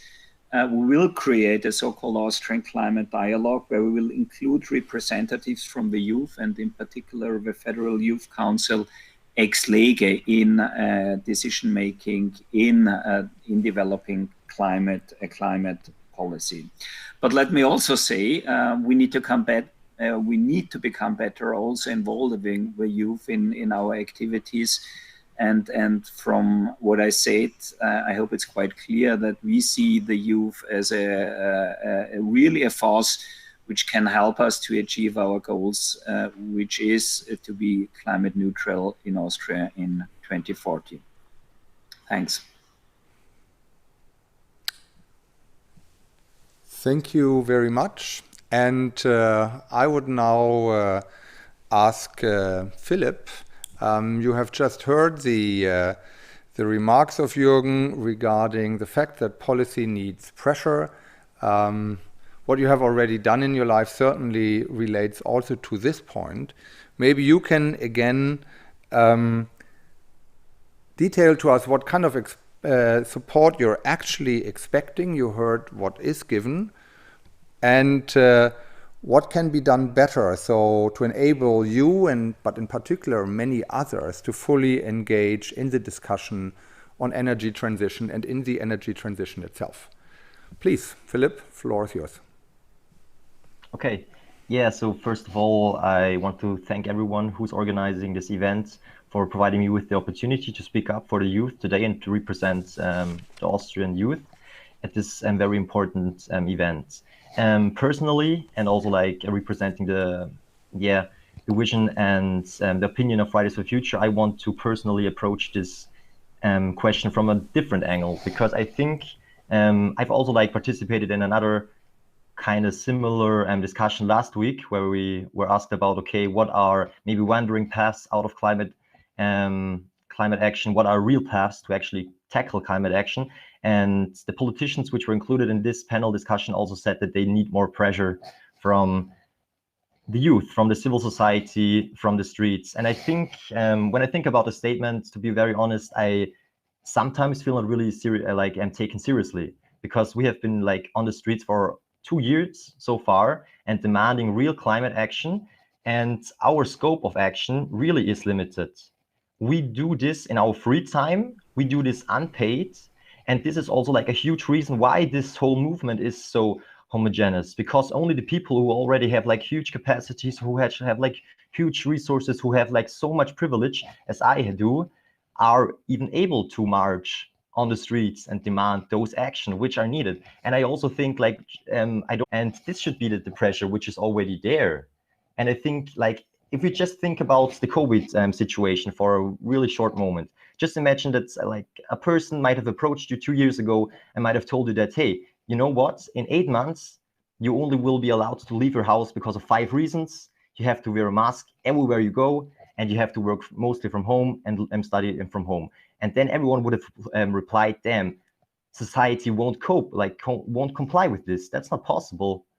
But why did it actually work out? Because the government, they launched a huge awareness campaign why those measurements are important.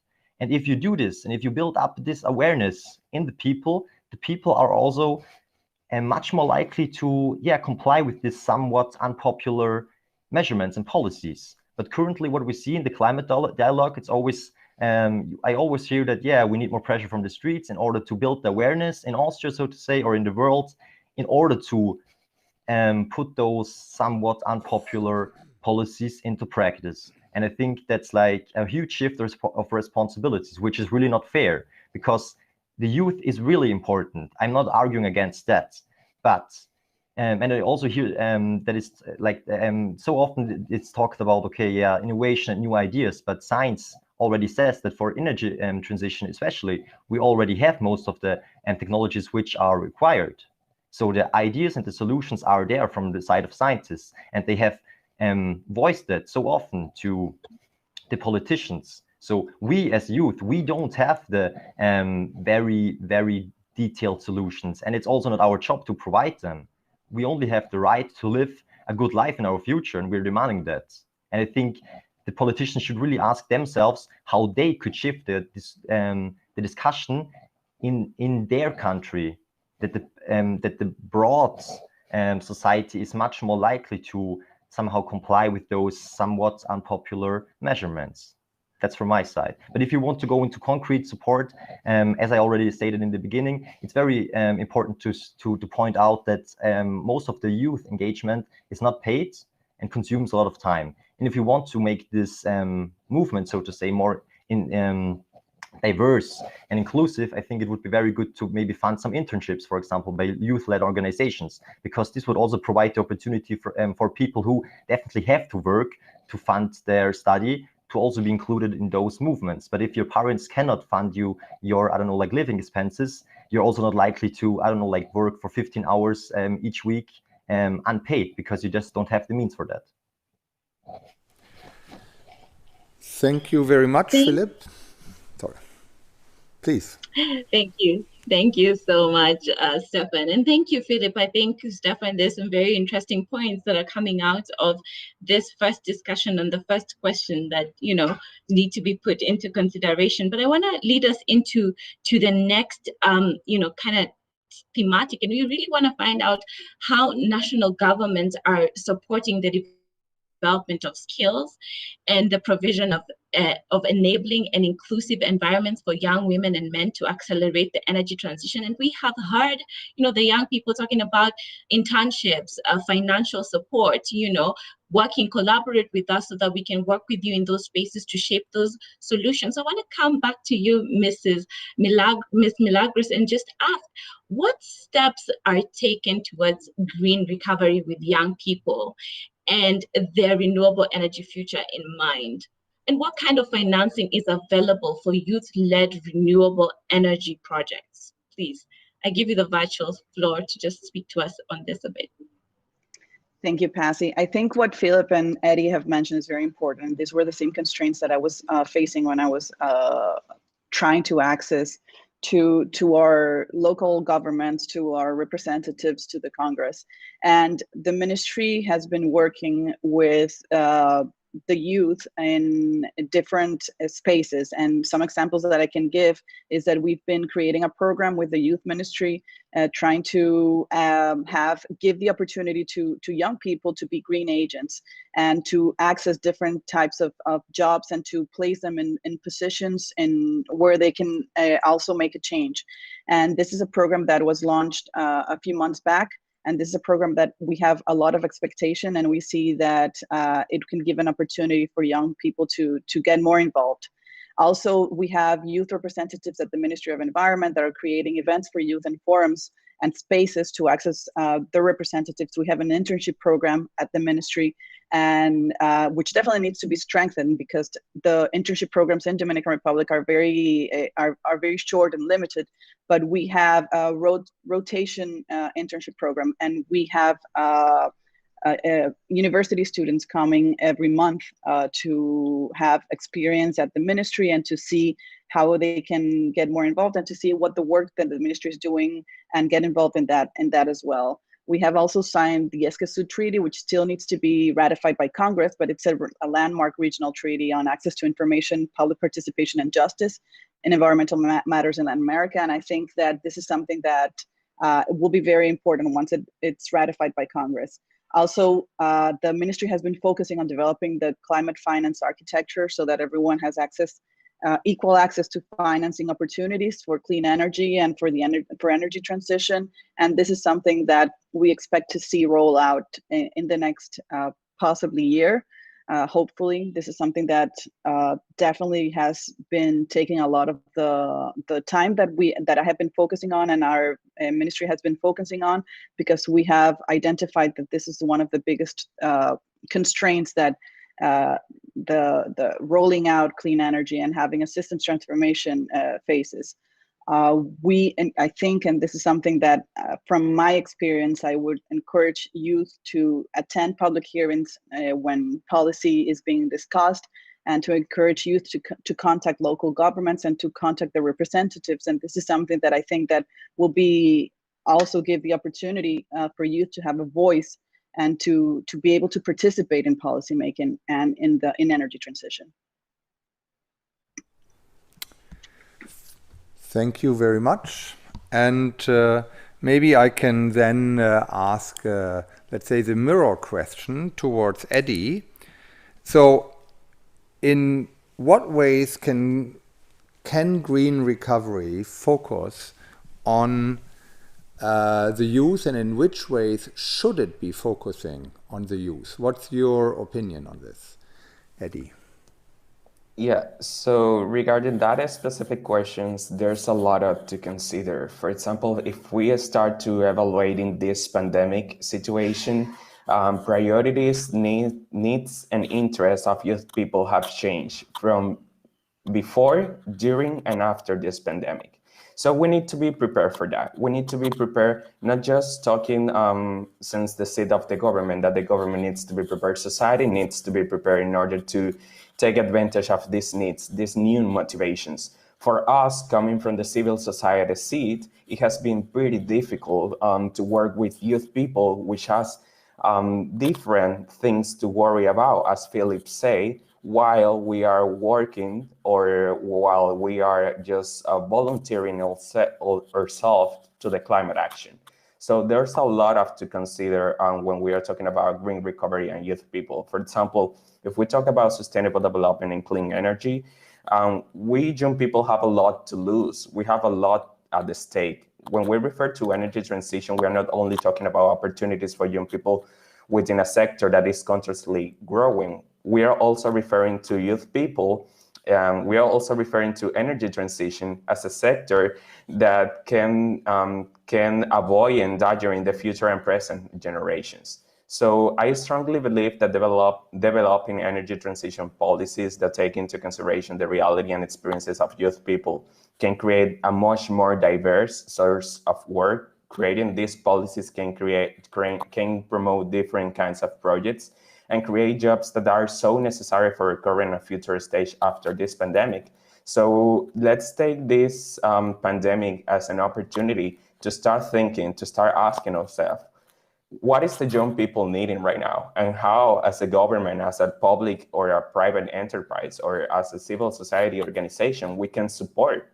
We can support by giving technical trainings. We can support by integrating their perspectives into the discussions. It's not just about giving us the opportunity to talk in any specific events. It's also about integrating the perspectives and the thoughts and the feelings of this so energetic and creative population to the public policies. And doing that is difficult, pretty difficult. And doing that right now, when the needs are pretty different during a pandemic, is more difficult than ever. But we have a lot of opportunities to take that into consideration, face that into the green recovery that we are supposed to have after this situation, and also use young people, as a matter of fact, to really create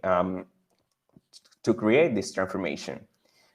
It's very easy for us to really talk about youth people is not taken care of, youth people is not getting motivated, when we have a lot of different and upgrowing needs and motivations that are coming to our reality day to day. So we got to understand that in order to give them the opportunity to be them, to be creative, and not only to work with the let's say the common speech that, yeah, youth people is the future. No, youth people may not be in the future if we keep doing the things that we are doing right now. So we have to consider those points in order to have a better and more inclusive green recovery.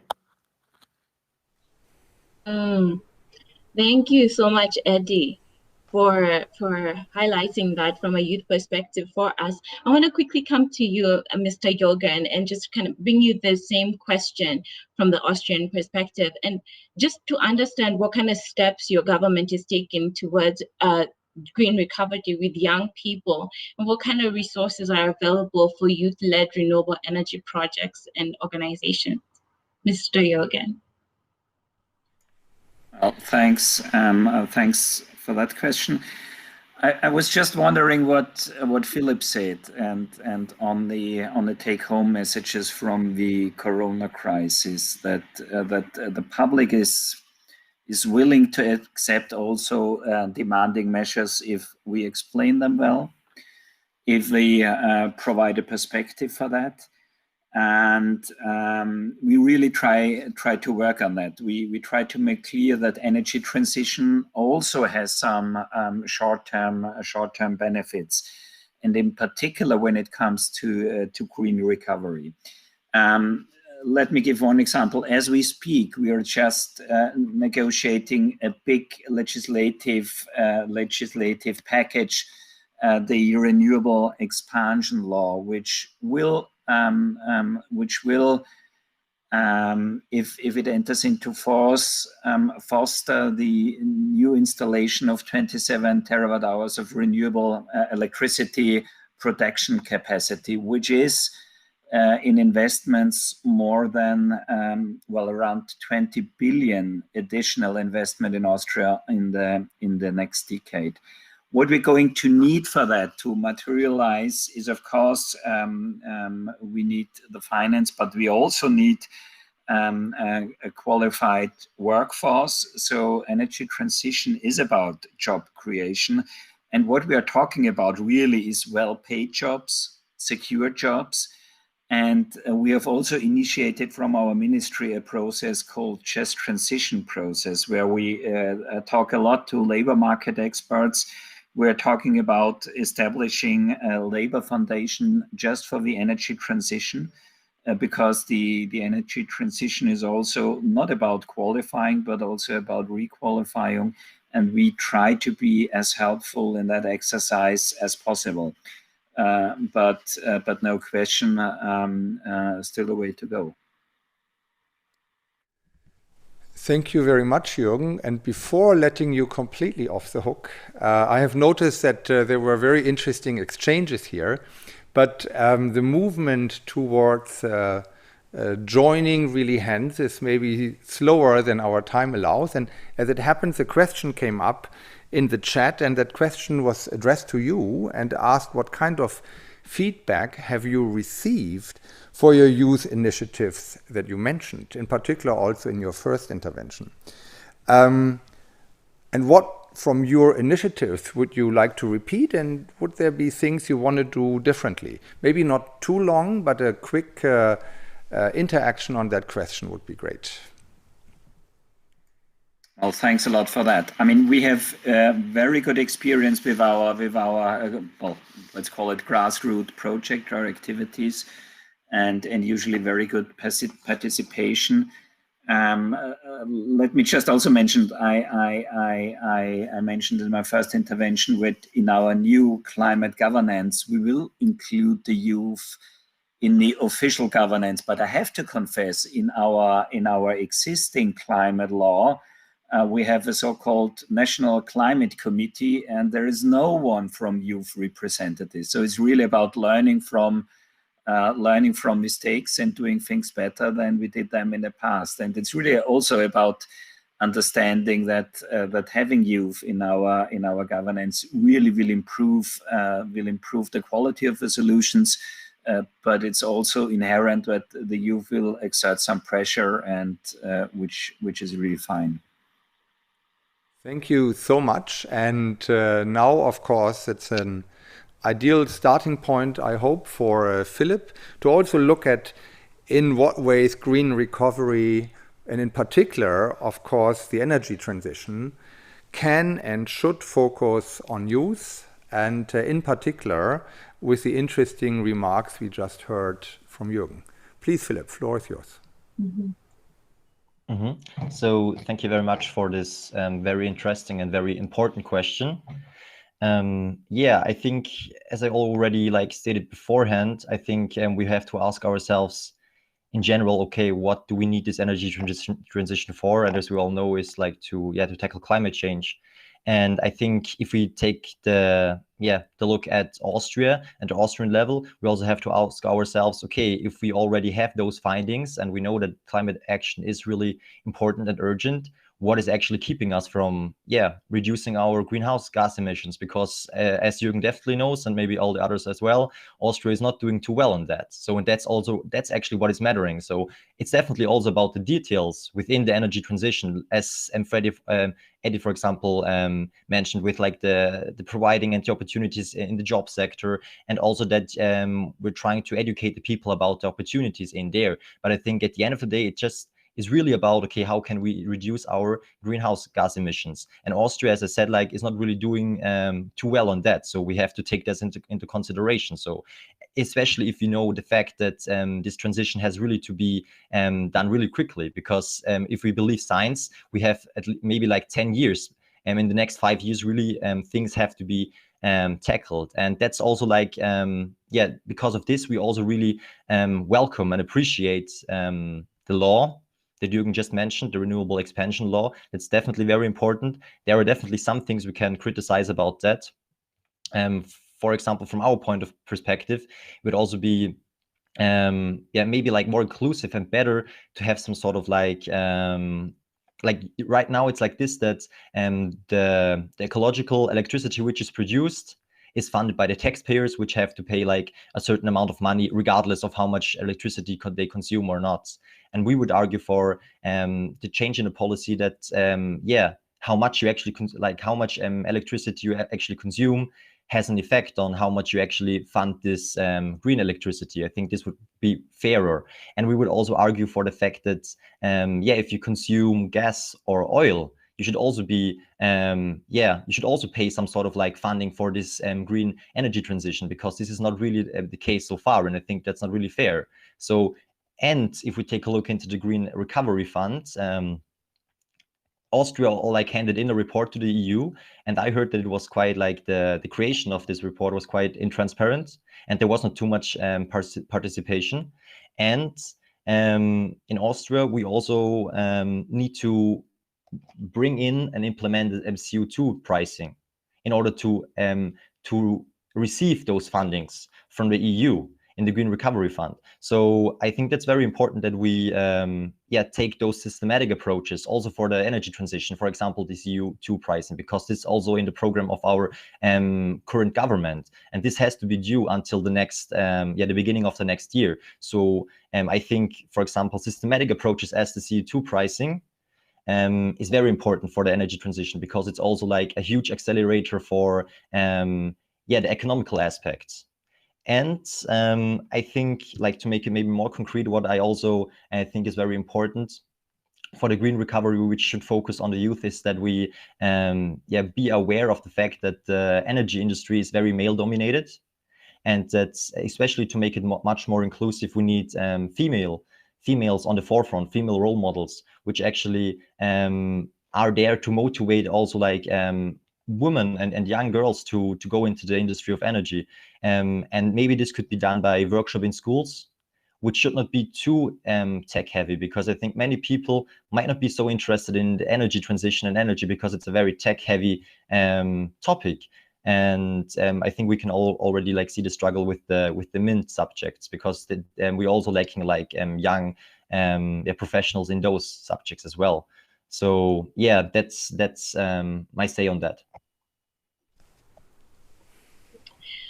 Thank you, Philip. I think maybe I'll just come back to you, Ms. Milagros, as well, and just pose a question to you that came in from our audience, and it is: do you have specific opportunities that your government has and will put in place for better youth engagement in energy policies? And I know you've kind of talked a little bit about involving youth voices in Congress and opening up those opportunities for them to participate in public discussions and so on. But are there any specific examples that have already taken place? I think this is what you want to hear, if there's any ongoing for the youth in Dominican Republic.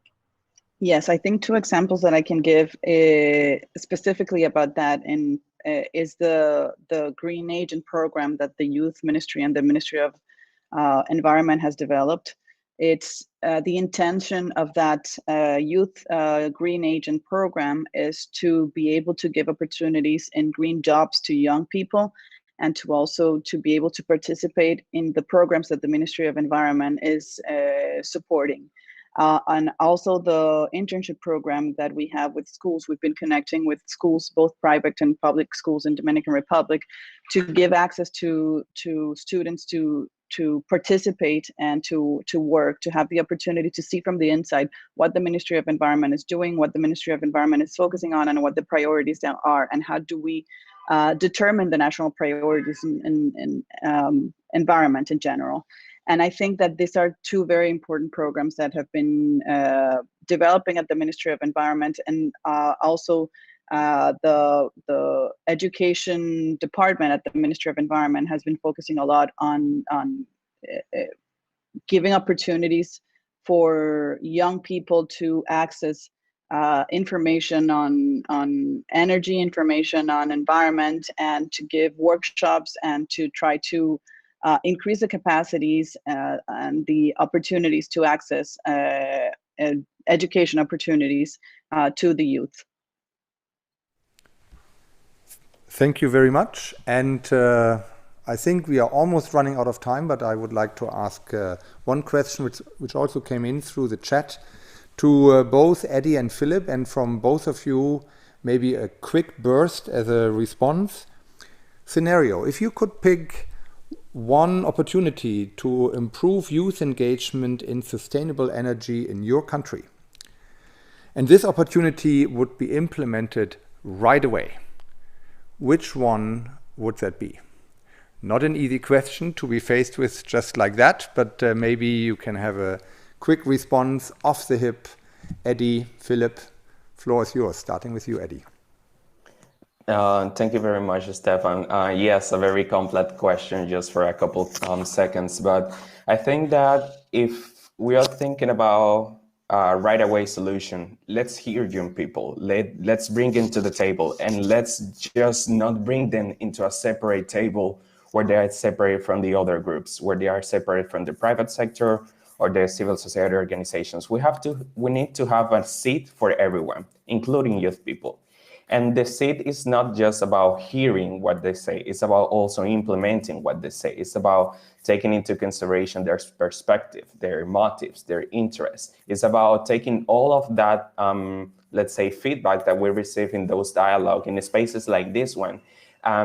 Let's say that just full everything down to the public policies. We need more actions. And the reality is that we just have 10 years to change the system in order to have better outcomes for the future of everyone. So let's say that let's sit with youth people into the dialogue spaces that are dedicated for everyone, and let's integrate those inspirational and motivational histories and experiences that they have into the public policies. I think that will be an interesting approach to do something right away. Thank you. Philip. Yeah, indeed. Also, thank you from my side for this very interesting question. It's definitely not easy to answer in that short amount of time, but I will give it a try. From my perspective, I think what would be crucial, and Jürgen already mentioned it, is just like a citizen council with binding advice. So I think that's also something Eddie was referring to. So at the end of the day, we already like demanding certain changes, and we brought them to the table. And I think there have been a lot of like dialogues with like the people who are at power so often within the last 2 years. But I think what is really important to bring those ambitions also into action. And I think this is also quite the topic of the event right now, right? So I think those demands from the youth, or maybe like from the whole civil society, and they also they should be collected, and there should be some sort of citizen council which is like really representative and represents the whole of society, like when it comes to gender, race, and socioeconomic status. And those conclusions which have been gathered and those recommendations, they should either be brought to the parliament or like brought to like a nationwide referendum, and then the people can really decide on it. Because currently we can see that like the lobbyists of the fossil fuel industry, they really are very successful at hindering and slowing down progressive and transformative climate action, when we don't really have time for that. So I would try to like bring and give those power to the people. And sorry, the last word I would like to add to there is like this: obviously the citizen council should be advised by objective researchers. Thank you very much, Philippe. I think it's slowly time to wrap up. And for that, I would like to give the floor back to my co-moderator, Pasi. Please. Thank you so much. I think we just want to have final recommendation statements, and I just give you 1 minute each to just give us your final words before we wrap up this panel. Actually, we're already wrapping up, Stefan, actually, now that I'm thinking about it. So no more time, unfortunately.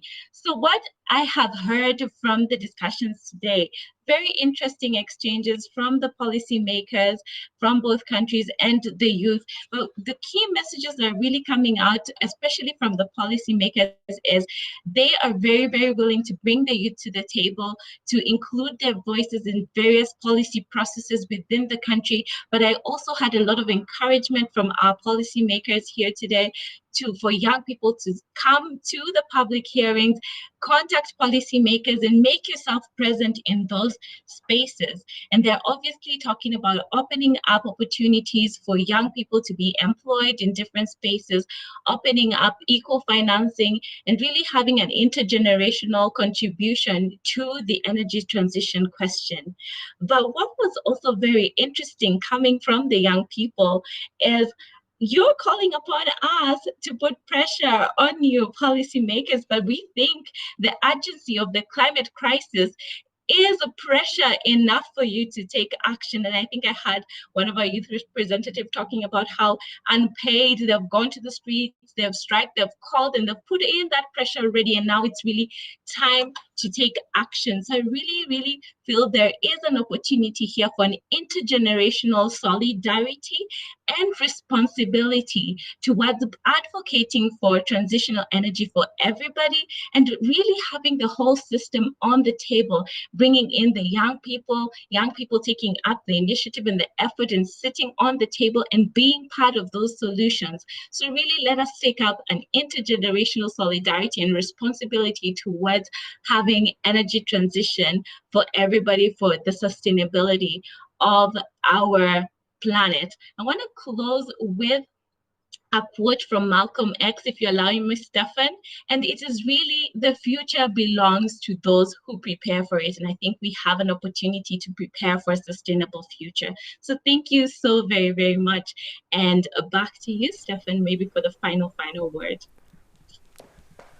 I don't think, Pasi, I can say much more than you could, and the excellent quote that you just provided at the very end, other than really thanking all of our panelists and all of those who are watching with us, who stayed with us. And I hope you found the discussion as interesting as I did.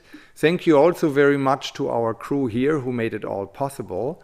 And please stay on, and we are looking forward to seeing you in more parts of this day on youth, as well as other parts of the Vienna Energy Forum. Thank you so much for being here, and goodbye to you from Vienna. Good.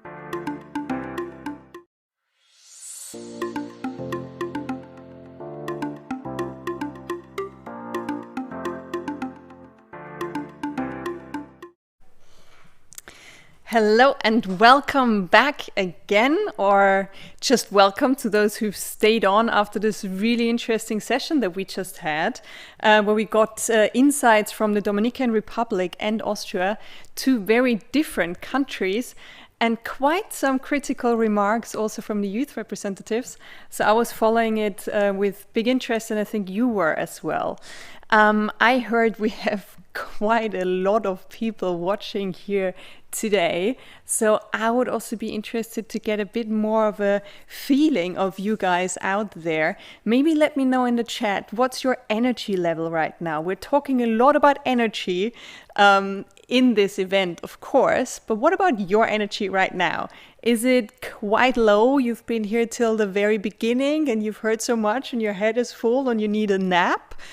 Also fine. Or are you like, yeah, good to go, maybe you need a cup of coffee, but it's okay? Or are you like really energized and you can't wait for what's coming next, which is the workshops? I'm looking at the chat here and I would be really happy to get a bit of an impression of what's your energy level right now, guys. All right, in order to hopefully lift up your energy level, we've got quite a bit prepared for you right now. We're going to go into workshops. Workshop number 1 that I'm announcing, and you're going to find all of these when you then enter the side events, is In and Outs of Energy Efficiency by CLASP. CLASP is an NGO that works on efficient appliances to address climate crisis. So actually they're going to give you a bit of a practical guide and best practices on energy efficiency. And I'm seeing Catalina has great energy, fueled by pasta. Oh, that's a good one. Ready for what comes next. I like that. Please give me some more feedback on that. The second workshop that I'm announcing is actually quite interesting, since Philip from Fridays for Future just said that what we need is a bit more capacity building for young women. So this is what this workshop will actually do. It's called Finance Workshop for Young Women, Kicking Gender Inequality in Financing Sustainable Energy Initiatives. It's co-organized by the Private Financing Advisory Network. So this is actually one of the workshops that also came out of this co-creation process. This is something that you specifically asked for, how to access funding. It's something that we touched upon already quite some times today. So in this workshop, you will get an overview of funding options, concrete advice on how to get startups and initiatives ready for investment. So really, how do you deal with investors, and some hands-on tips there, and also links to funding programs that are specifically available for the energy sector. So I think this is really something that you should not miss. Also because we've got a splendid moderator in the session. Her name is Elisabeth, and now I'm trying my pronunciation again. Elisabeth van Holte tot Echten. Elisabeth, you can then tell me how bad that was. She was our quiz wizard before, but now hopefully she will be more visible for you guys. She's also working at UNIDO as an intern in the Department of Energy. She works mainly on the energy gender nexus, and she's also participated in the Regional Academy of the UN and collaborated with UNIDO for a research project on the challenges faced by women entrepreneurs in the clean tech sector. So this, I'm sure, is going to be an exciting workshop. Looking again at the energy levels here, it's Ashish, she needs another level of transition. All right. Greg, I'm powered by renewable energy. I can keep watching and learning. I love that one. James, energy levels gaining serious oomph. Oh, that's an interesting one. And Corinna, very, very energized after this invigorating debate. Yes, I think so too. So I hope also the workshops are going to be invigorating. These are the two that are going to start straight away. And then also please make sure at 3:05 Vienna time, so in 30 minutes, there will also be another parallel session called Green Skills for the Youth in the Sustainable Energy Sector. And this one is organized by the Global Forum for Sustainable Energy. So lots on the agenda for you guys. So whenever you leave here, just jump into the side events, go to the workshops, enjoy, and I'll see you back here in 1 hour at 4.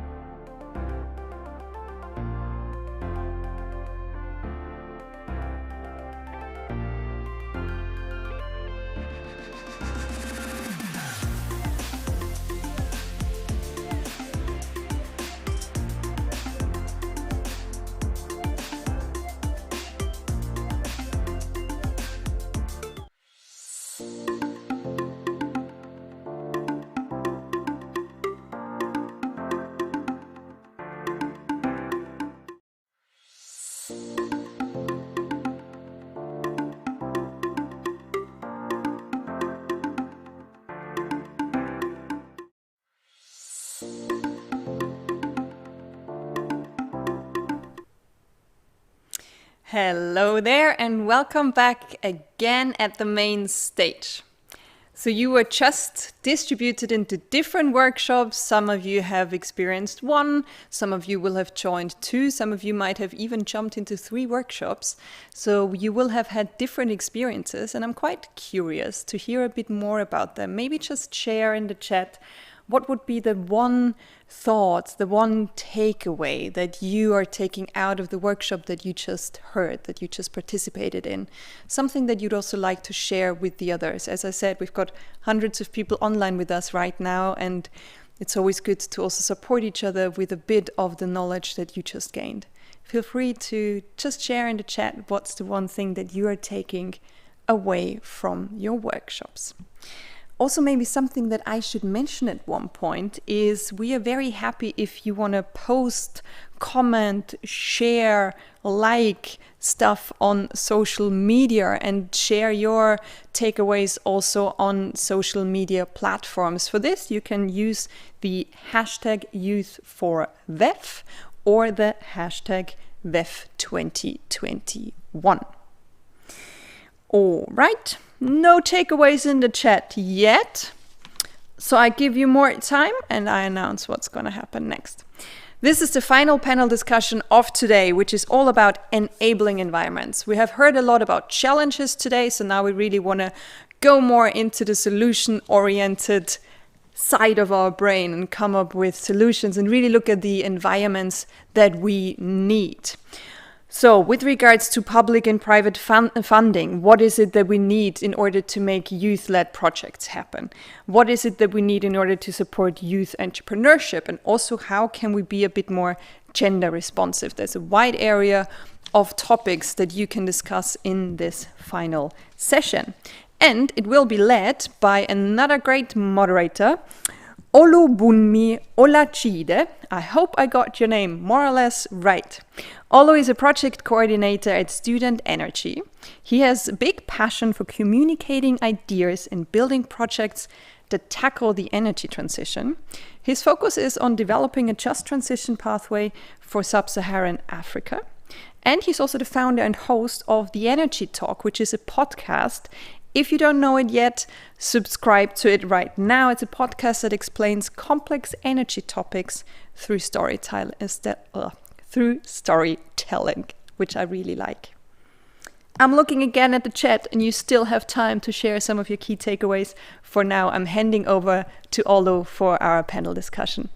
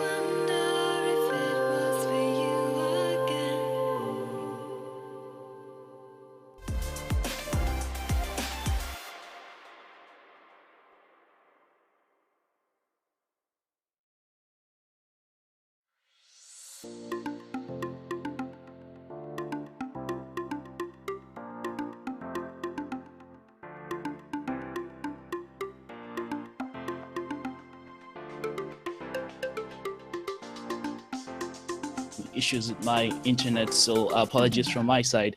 My name is Olu. I am a project coordinator at Stern Energy, and I'm so glad today to be moderating this panel on creating an enabling environment for energy projects that can include both youths and women and get together to push towards SDG7. A lot of conversations have been had, and I just want to jump right into the panel so we don't take too much time.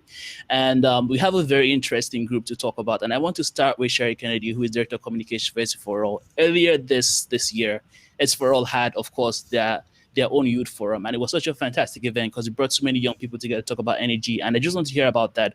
What was the impact from that event, and how does SC4All see itself positioning youth and women and other unrepresented groups when it comes to the energy conversation?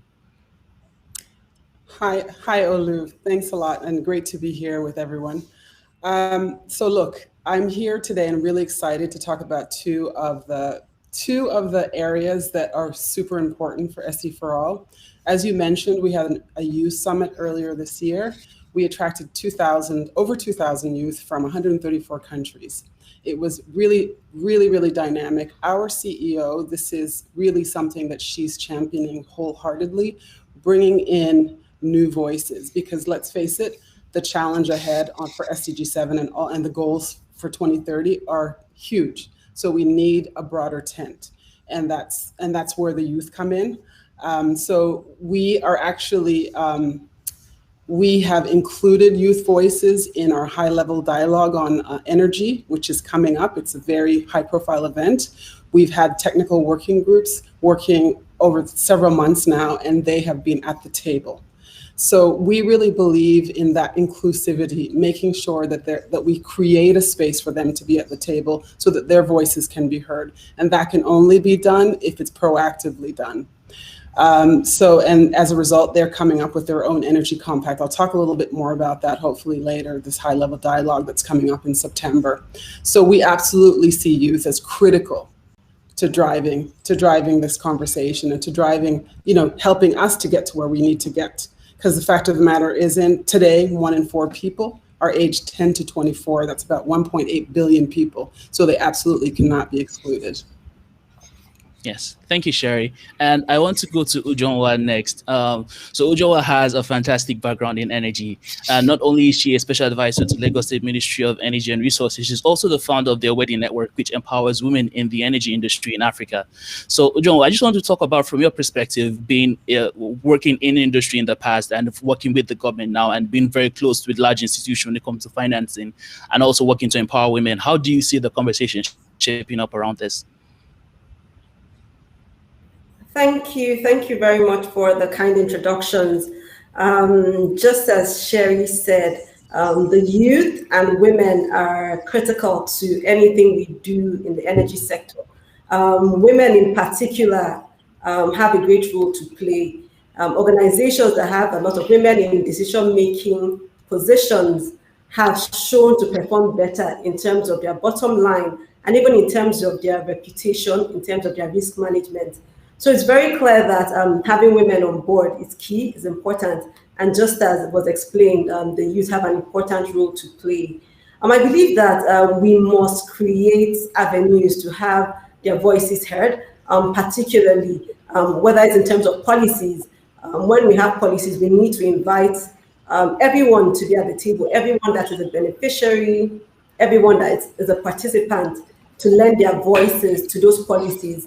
Since we're trying to create an enabling environment to progress SDG7, when we have stakeholder sessions, we must engage the youth, we must engage women. Particularly when it comes to financing, I believe there's a great role for both government and private sector to play to encourage young people as well as women to get the financing they need for their energy projects. And I don't know if you want us to go into that now or you want us to just leave it at this for now. Yeah, that is something we can definitely dive into much later, because I'm sure that's a topic that we're going to be speaking across the panel about. And thank you for that, Ujunwa. That was fantastic. And speaking of one of the beneficiaries of numerous program, I want to go to Brian now. So Brian, congratulations on getting married recently, by the way. Brian has actually started his own company company, his own clean energy company, and he's also on the board of Student Energy, where I currently work. So I guess he's indirectly my boss at this point. Brian, you've gone through the hard process of starting your own initiative from scratch and also raising money from it and trying to scale.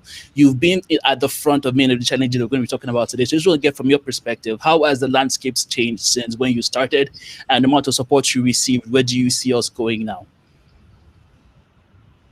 Thank you so much, Olu. First of all, I would like to acknowledge that, yes, the landscape has really changed by far. At the time, 5 years ago, 6 years ago, when we were starting up Way Clean Energy, the opportunities that youth had to be had were fewer than they are now. The struggle was harder. We were underrepresented, and within the space of 6 years, we've seen substantial change in this. And this is because, of course, the change within the multilateral organizations, changes within different governments, youth spaces, the effort of youth organizations such as Student Energy, Yango, pushing different agendas through the different multilaterals and different UN organizations. So that has really been a very, very big force. Giving a perspective of what happened back in the day, it was really hard to start because those were the days where you, as a youth, when you're starting up, finding financial capital was hard, getting a listening ear within different government organizations for starters, and then international organizations was really, really hard. So yeah, but the landscape has really changed right now, and that is thanks to the different organizations like where we work, both of us. So yeah, we shall dive more into that, I think. But for now, yeah, that's my view. Okay, thank you for that, Brian. And Jari, to come to you last but not least, you've had a lot of experience working in so many different countries, working on projects at very different sides, whether it's from big institutional players or from small, medium businesses or startups. And you've seen different kind of projects evolve kind of around the years. And how do you see the landscape, and what do you feel is different from working on big projects as to working on smaller projects in developing countries? Okay, thank you, Olvan. Good evening, everybody. So my background is coming mainly in startup and SME development in cleantech space. Cleantech is very wide area. It's also including renewable energy sector, but also circular economy, waste management, and pollution control technologies. It's quite wide area. But I would say that the big megatrend nowadays is startups. Even here in Barbados is a very small island economy with 288,000 people.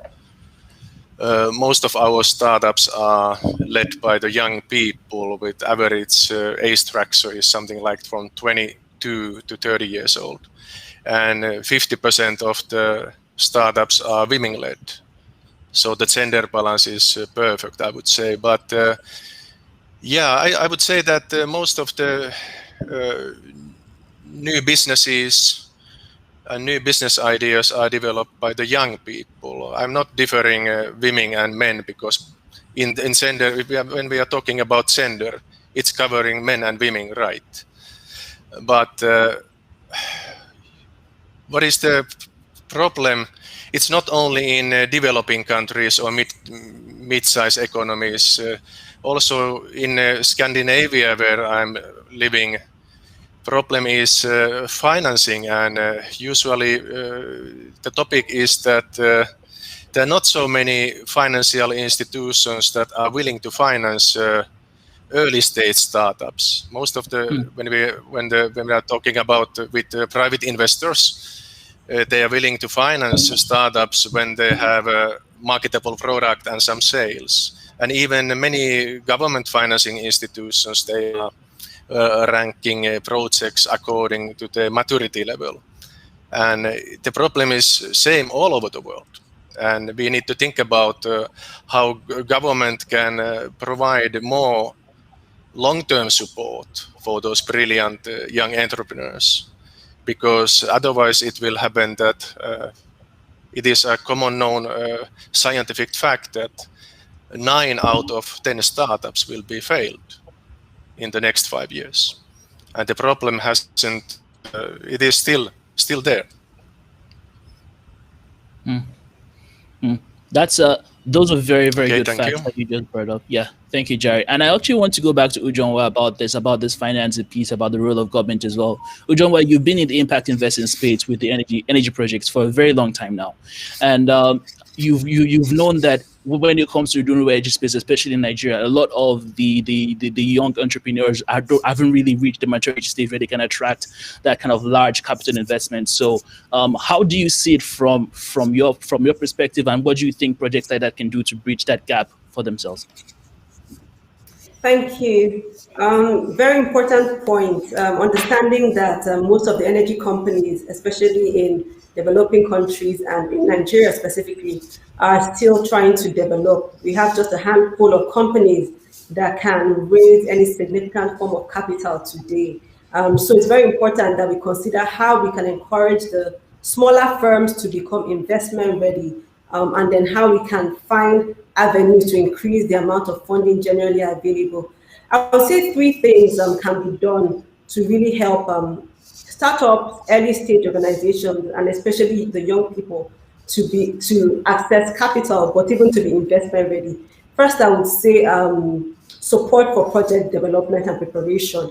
So one of the biggest areas that I see the challenge to be is trying to actually get your project to be investment ready, to carrying out all of the assessments. So whether it's the technical assessments, even the commercial viability assessments, understanding who your customers are, understanding your business model, and just things around making sure you actually have a business or even a product. That's a challenge, especially for a lot of entrepreneurs that maybe don't even have a business background. A lot of them are very technical and are maybe just very aware of their product. So I think it's important to encourage and keep encouraging project development and project preparation support. And that's something that the Private Financing Advisory Network, PFAN, which is supported by UNIDO, helps to do. Helping to provide that coaching that businesses need to help them to surmount some of the hurdles they face, just to help them critique their business models, their financial models, and also even helping them to raise financing. The second thing I believe would be useful is early stage funding, which is typically in form of sometimes grants, but equity would be very useful. So lots of the businesses or the young people trying to engage in the sector are not really at the stage where they have a concrete track record for developing projects, or where they have any source of significant collateral, which would be typically required by your typical investors like your banks or those kinds of institutions. So I believe that equity required for project development is an important way to bridge that gap. If this can also come some in form of local capital, I think that would be important to bridge some of the lending risk, the lending risk that we face because of the volatility of our currency. And the last thing I think would be very important would be being a bit flexible in terms of assessing projects that young entrepreneurs bring to the table, understanding that they might not have been fully established.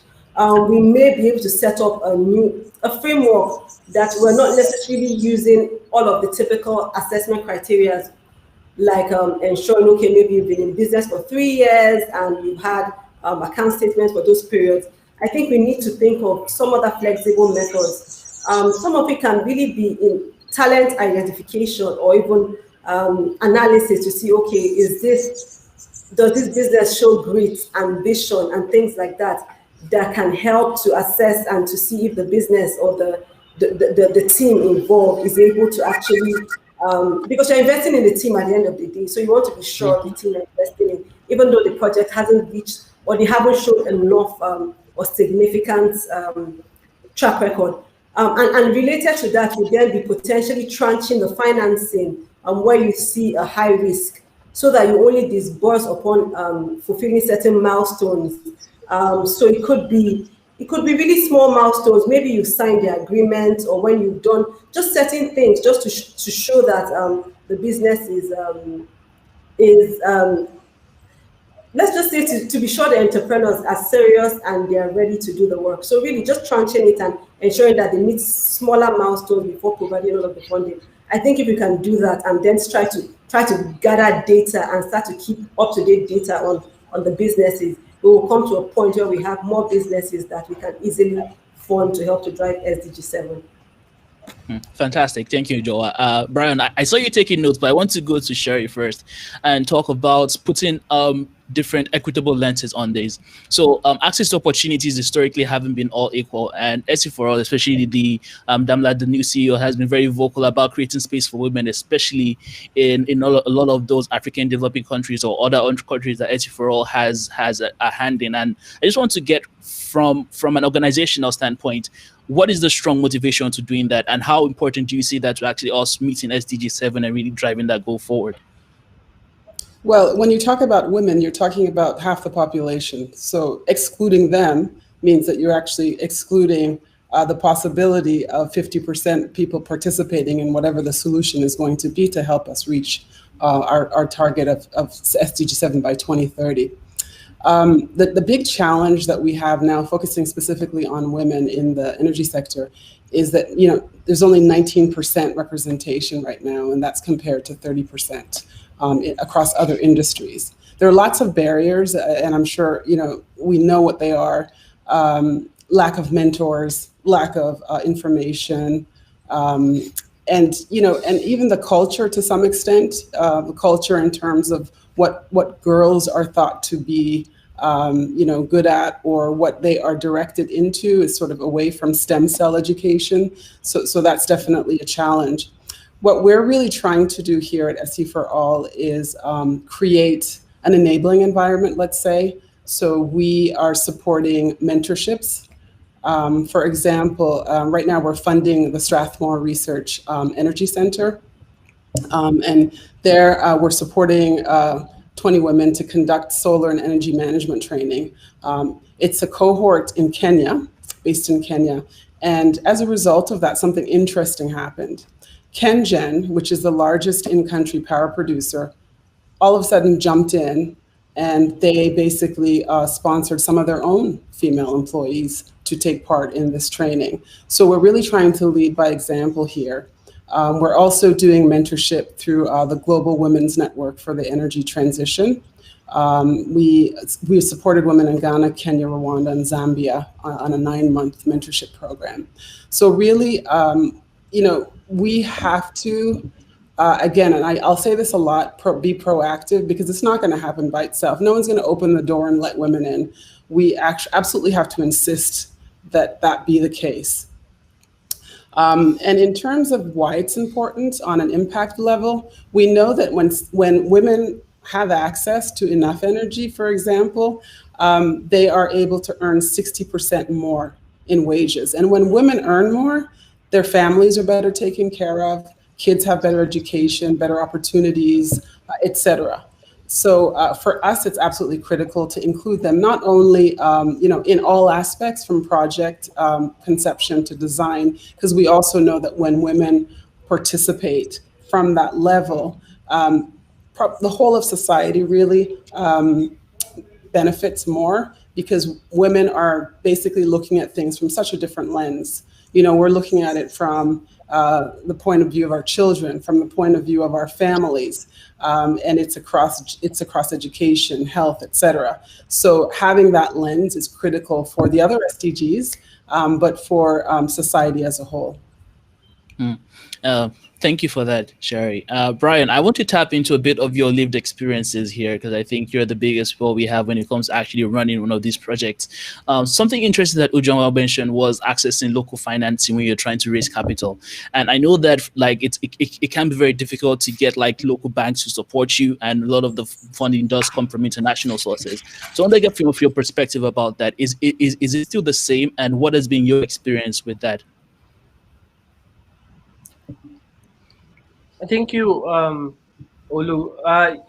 it is at some point still the same, because to be honest, if you don't have a track record or a history of working on such projects or developing such projects, even if I was a financial institution, wouldn't feel comfortable investing in you. So it's quite still the same.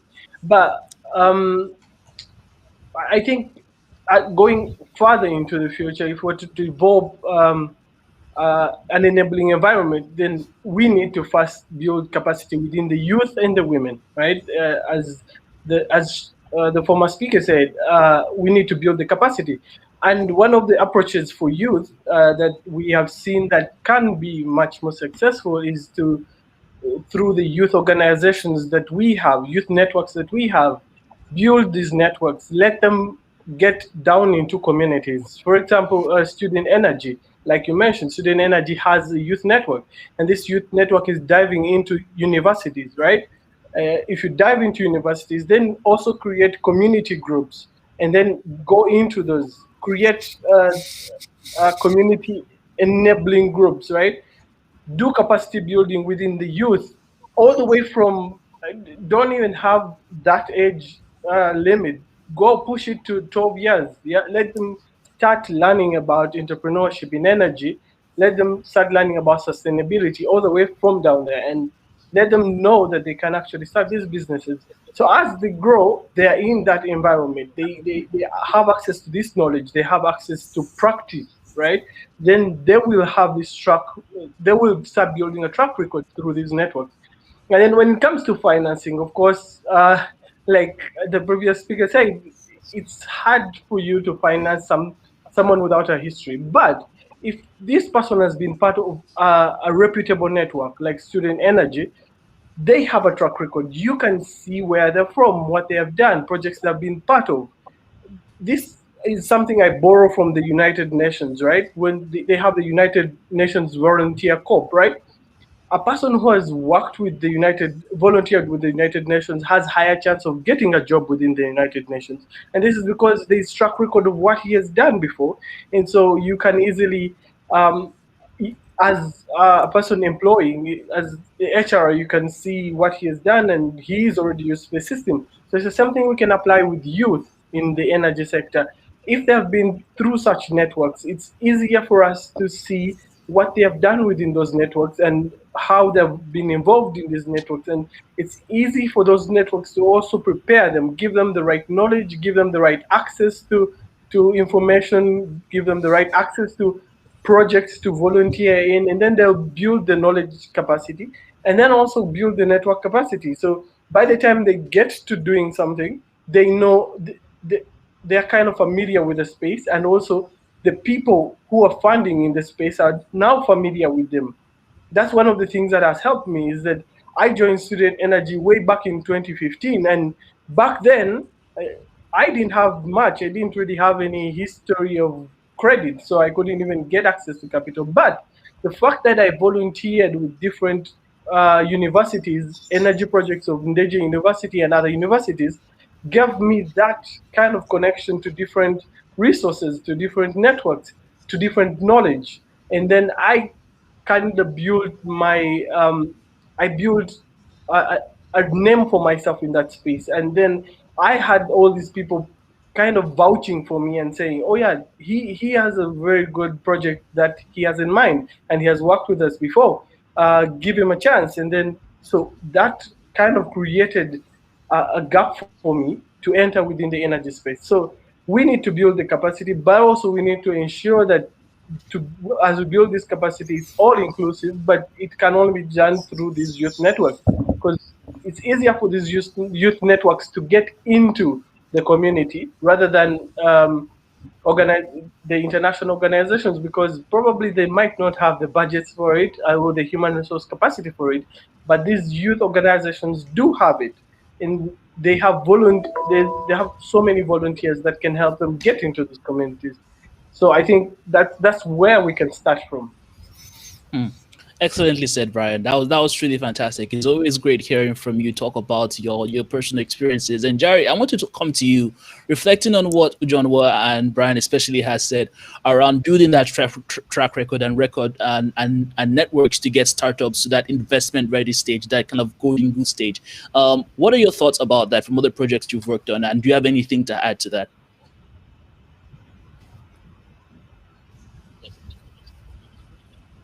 Yeah, thank you, Olu.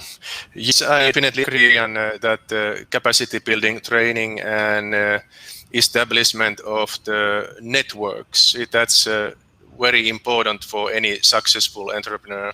I would like to use the term ecosystem. And what we are doing here in Barbados, we have established a small cleantech cluster that is aiming to build cooperation culture and ecosystem where all the key actors of these ecosystems are cooperating, because cluster is all about cooperating. And this ecosystem, it is also investors, SMEs, corporations, government line agencies, international donor agencies, and universities. Because when we are increasing opportunities for cooperation for different actors, we can create added value and create certain kind of cumulative know-how. It's important to develop cumulative know-how. Cumulative know-how can be increased through the capacity building and training, for development of joint projects, establishment of the incubation and acceleration programs. It's very wide scope, but I'm strongly recommending that ecosystem is something we need to think about more clearly, what ecosystem is and how we are fostering this kind of development in the future in the field of renewable energy sector as well.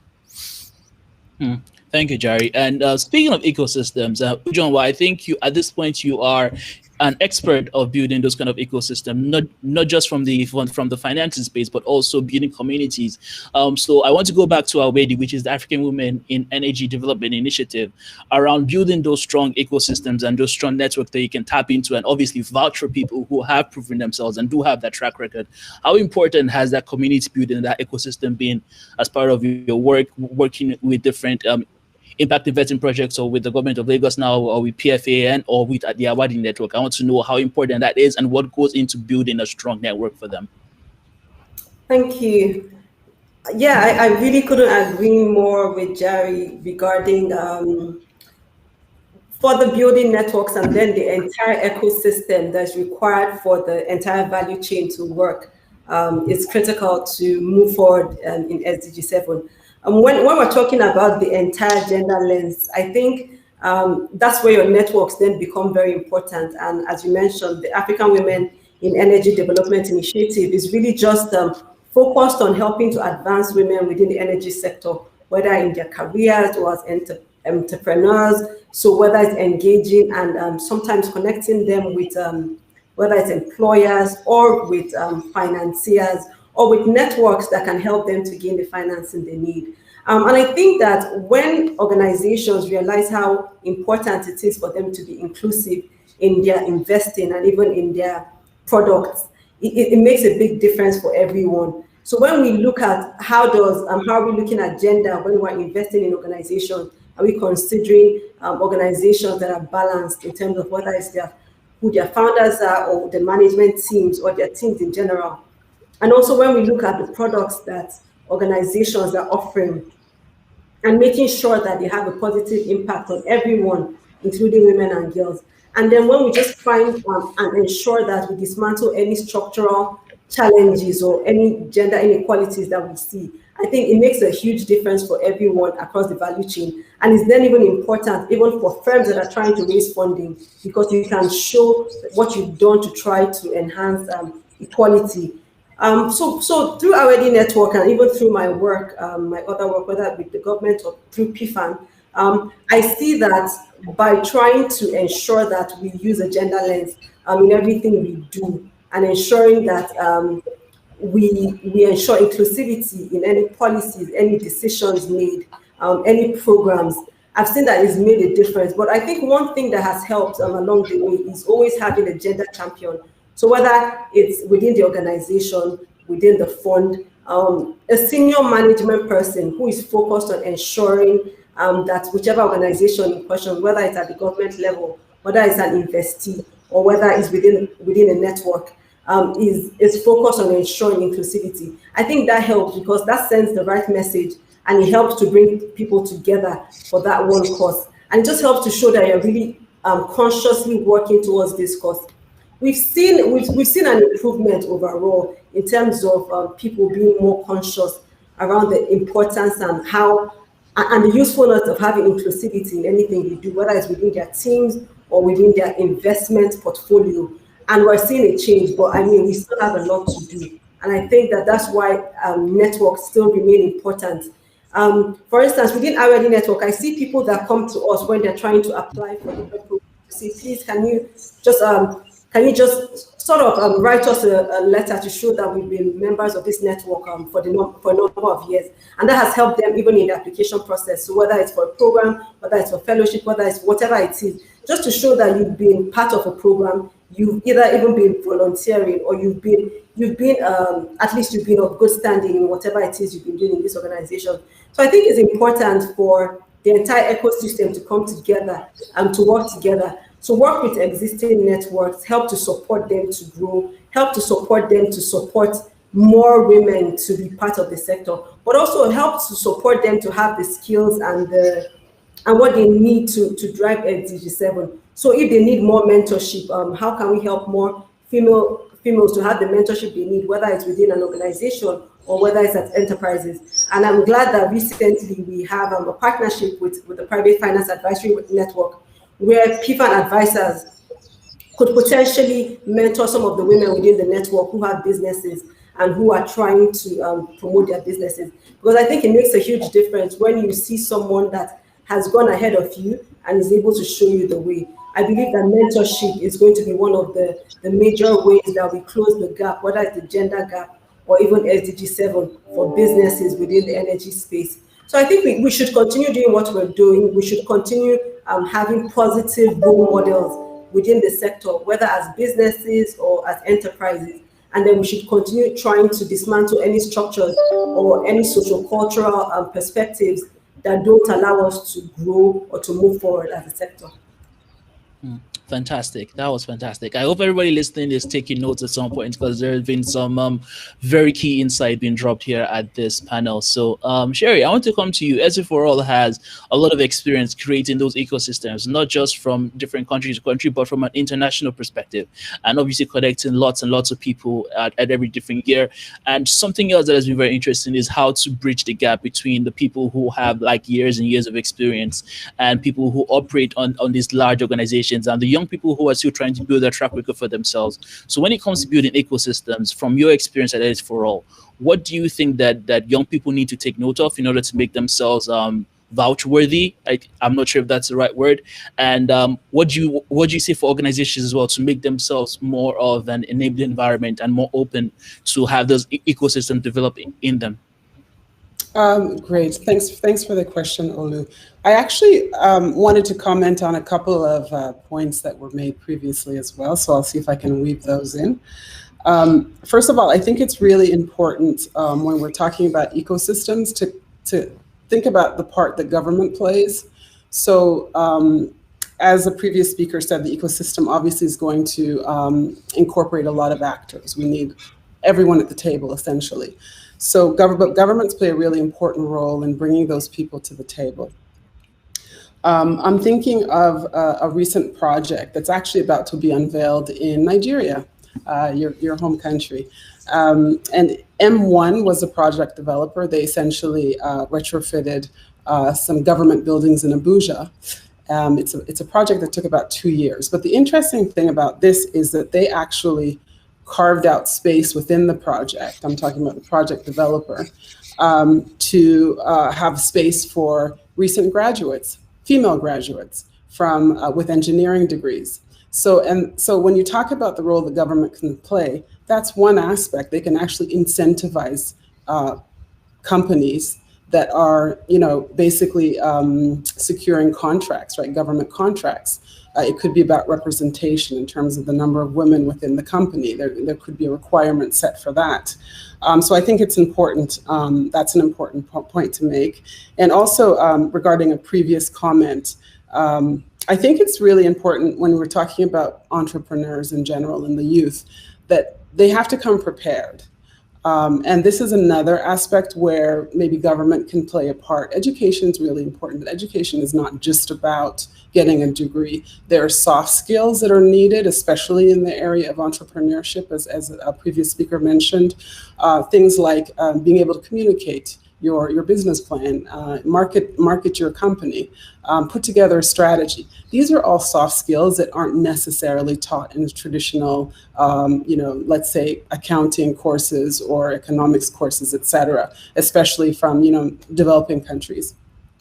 So that's really, really important to keep in mind.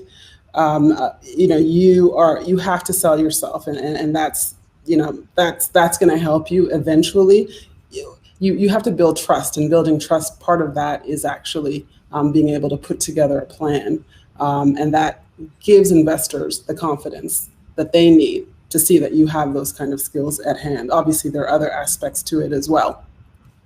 So coming back to SE for All, as I had mentioned previously, for us, really the motivation behind what we're trying to do. So first of all, it was a legitimate and very concerted effort and concerted plan to actually try to include youth. So the Youth Summit was one of them. And then also now to include women, because we recognize the importance of these two voices within what we're trying to do. So Olu, can you repeat your question again, the last part? So just so that I'm clear, I'm clear on that. Yeah, you already answered the first part, which was how young people could actually make themselves ready to be vouch worthy to be able to receive those recommendations. And the next part is how other organizations other than SE4All could make themselves more like conducive spaces internally to let those ecosystems grow for young people to feel comfortable to develop. Right. So, when we talk about organizations sort of structuring themselves to be more inclusive, we have to look at the financial imperative as well. Everything for me comes back to finance. The imperative, what's the bottom line here? And the bottom line is that we all benefit because you're talking about young people. They can bring a lot of innovation to your organization, at all levels. Let's face it, they're more savvy on the tech side than us old codgers. So that's something that's, I think, really important, and that obviously impacts. If an organization can innovate, then obviously, they are going to be at the cutting edge, and it gives them a chance to do things faster, better. And it's the same thing with women as well. So I think that, I think we're approaching a really increasingly competitive environment, and I think COVID has brought that out more so. Not a lot of organizations are going to unfortunately fall to the wayside. So really, this presents an opportunity for organizations to structure themselves in a way that can be inclusive and include more voices, and be stronger, essentially, because that's exactly what it does. There was a study done recently by McKinsey, and it actually gave figures. It said they'd been tracking about 1,000 companies since 2014, and it showed that the companies that actually had women around, at the top levels of their company, they tended to be more profitable by 25% compared to those who were sort of at the bottom of the pile. So this is really, it's basic math, it's numbers, right? And so that should be a key incentive, and the other incentive should also be about doing good, right? That's important in life. It's to do good and to help. It's like 50% of the population, as I said, are women. And then if you look at the youth bulge that's happening now, we would be silly to exclude these people from the conversation.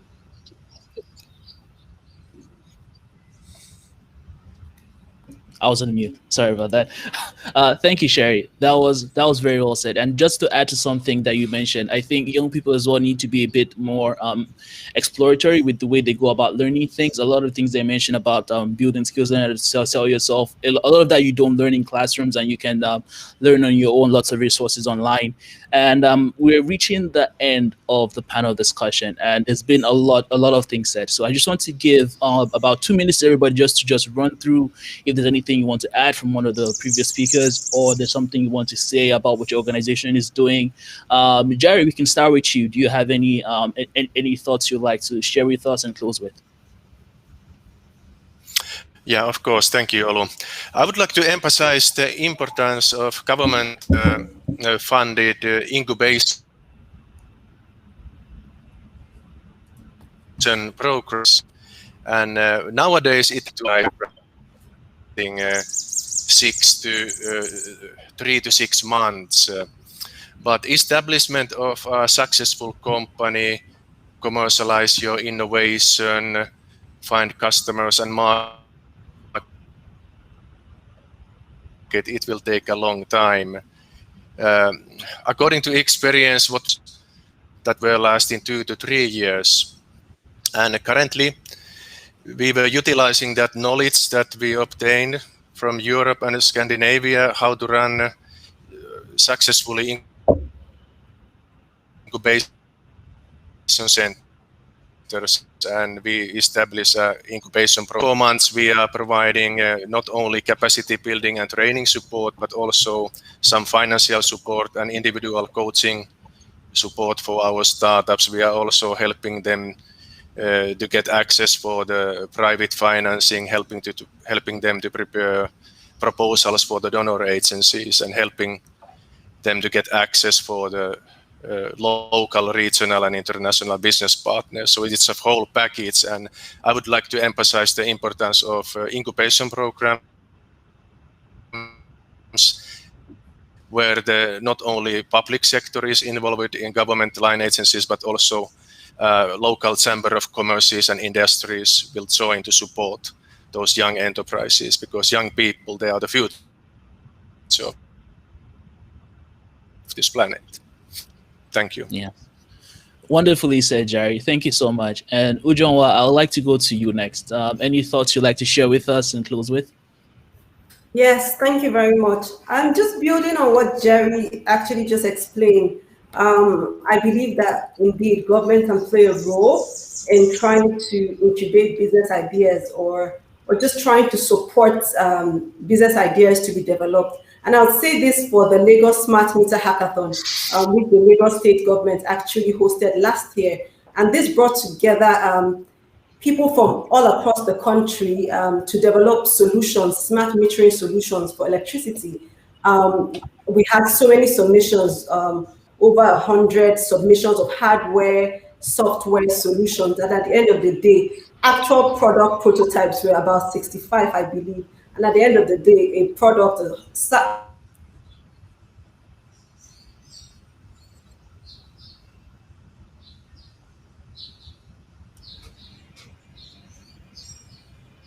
Oh, that's unfortunate. I think we just lost Ujon.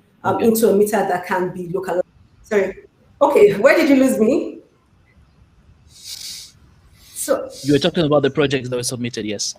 Exactly. And so this kind of support, where you actually support local talent, provide them with the environment and the support they need to actually develop solutions, I think is important, and government should keep doing that and not necessarily distort the market. The second thing I'll say is really we should be careful. Yes, we don't want to give so much funds to companies that are coming up, but let's start with pilots and then monitor very closely this project. The last thing I'll say is really around collaboration and innovation. In everything that we've said, I believe is important across the networks, across ecosystems, to drive gender inclusivity. We need to collaborate, we need to work together, and we need to innovate, because maybe the old methods or the methods we know might not work, but when we collaborate and innovate, we're able to find solutions that work. So I'm looking forward to working together with various people on this call to try to solve this SDG7 challenge. Thank you. That's amazing. Thank you, Jonwa. And Sherry, I'd like to go to you next, please. Okay, great, thank you. So I want to go back to a principle called start local. I just think quite a bit of what was said today in terms of the importance of, I think it's important for people, I'm talking about the young people out there, to look at where they are, right? You build your networks where they are. So for example, in financing, there's a tendency maybe to look at the big DFIs, to start out. Well, they're not really going to be interested for a number of reasons in providing the kind of resources that you may need when you're starting out. So, and even building your networks, everything starts there, and then from there you branch out. So that would be sort of my one, sort of a giveaway, let's say, or recommendation to the youth. It's really important to understand your landscape, look at your landscape, start there, and then from there, it's step by step. So having patience as well is really important in building the process. In terms of SE for All, the other thing I really wanted to leave everyone with was something that we are working towards, and it's sort of going to be our big thing for this year, and that's called the High-Level Dialogue on Energy, which happens on the 20th of September as part of the UN General Assembly. Why this is important is because we talk about innovation, we talk about the importance of, sort of staying one step ahead, and that's basically what we are planning to do. We've created these things called energy compacts, and that's something that we are seeking everyone actually to create an energy compact, similar to an NDC, but it's a way that people can commit to actually actions that they can take, which will be publicly trackable, and that will help us all to get to our final goal of SDG7, Sustainable Energy for All by 2030. And we're really encouraging the youth to participate in this. So they have already stepped up to the plate, I'm happy to say, and they've committed to an energy compact through the participation of the high-level dialogue. So I just say stay tuned. We expect a lot of announcements to be coming out over the next several weeks on this as more companies and organizations start to announce their energy compacts. Google has already done so, and so we expect more exciting news. Thanks. That is amazing. Really looking forward to it. And I'm sure that Student Energy also is going to be part of the high-level dialogue. So really looking forward to that in September as well. And Brian, to end off with you. So speaking of Student Energy is actually on the forefront here, trying to raise $150 million to invest in youth-led energy projects. And just keeping that in mind, and do you have any closing thoughts to share with us about the work that you're doing and what you're excited about right now?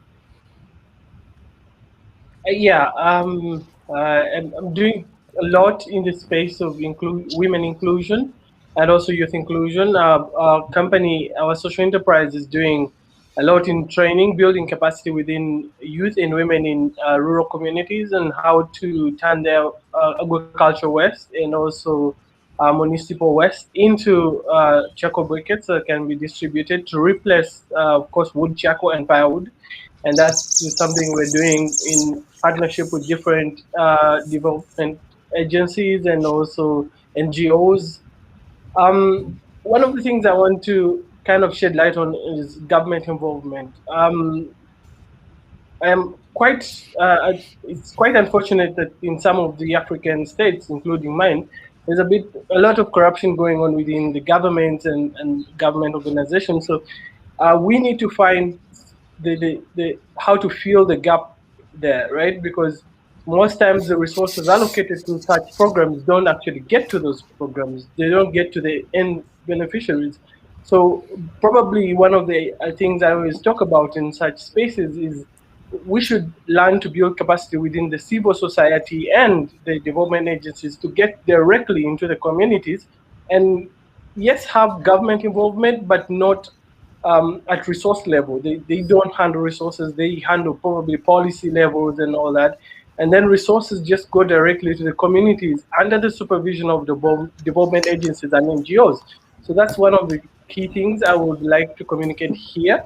And also to talk about inclusion, like how exactly are we going to build the inclusion? We talk about it, we say it, but then what are the strategies? And of course, I would still want to highlight the strategies of youth organizations.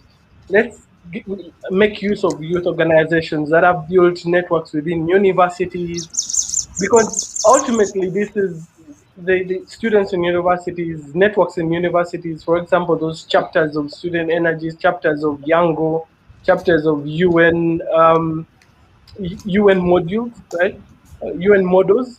Those chapters can reach out to communities, and it doesn't take a lot of resources, because when we talk about inclusion, we have to look at the financial side of inclusion. Most of these organizations don't have the human resource capacity, or even the resource finance capacity to actually do much of this community outreach. So if we can go through such already established networks, we can actually do much more.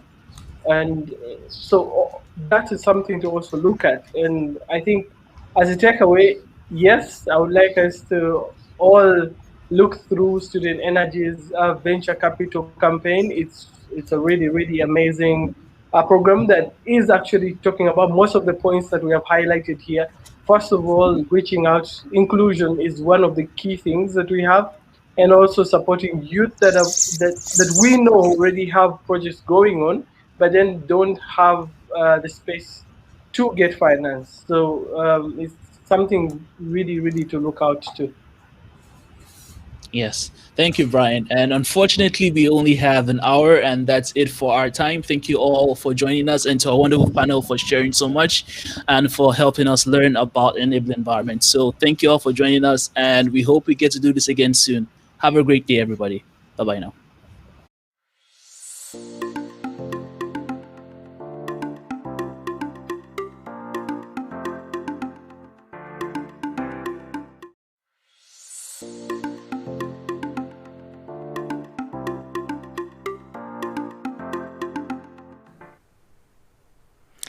Hello once more and welcome back. Thank you so much, Olo, for this really wonderful discussion that you just led. Thank you to all the speakers. So I think we got a bit more insights now on the enabling environments.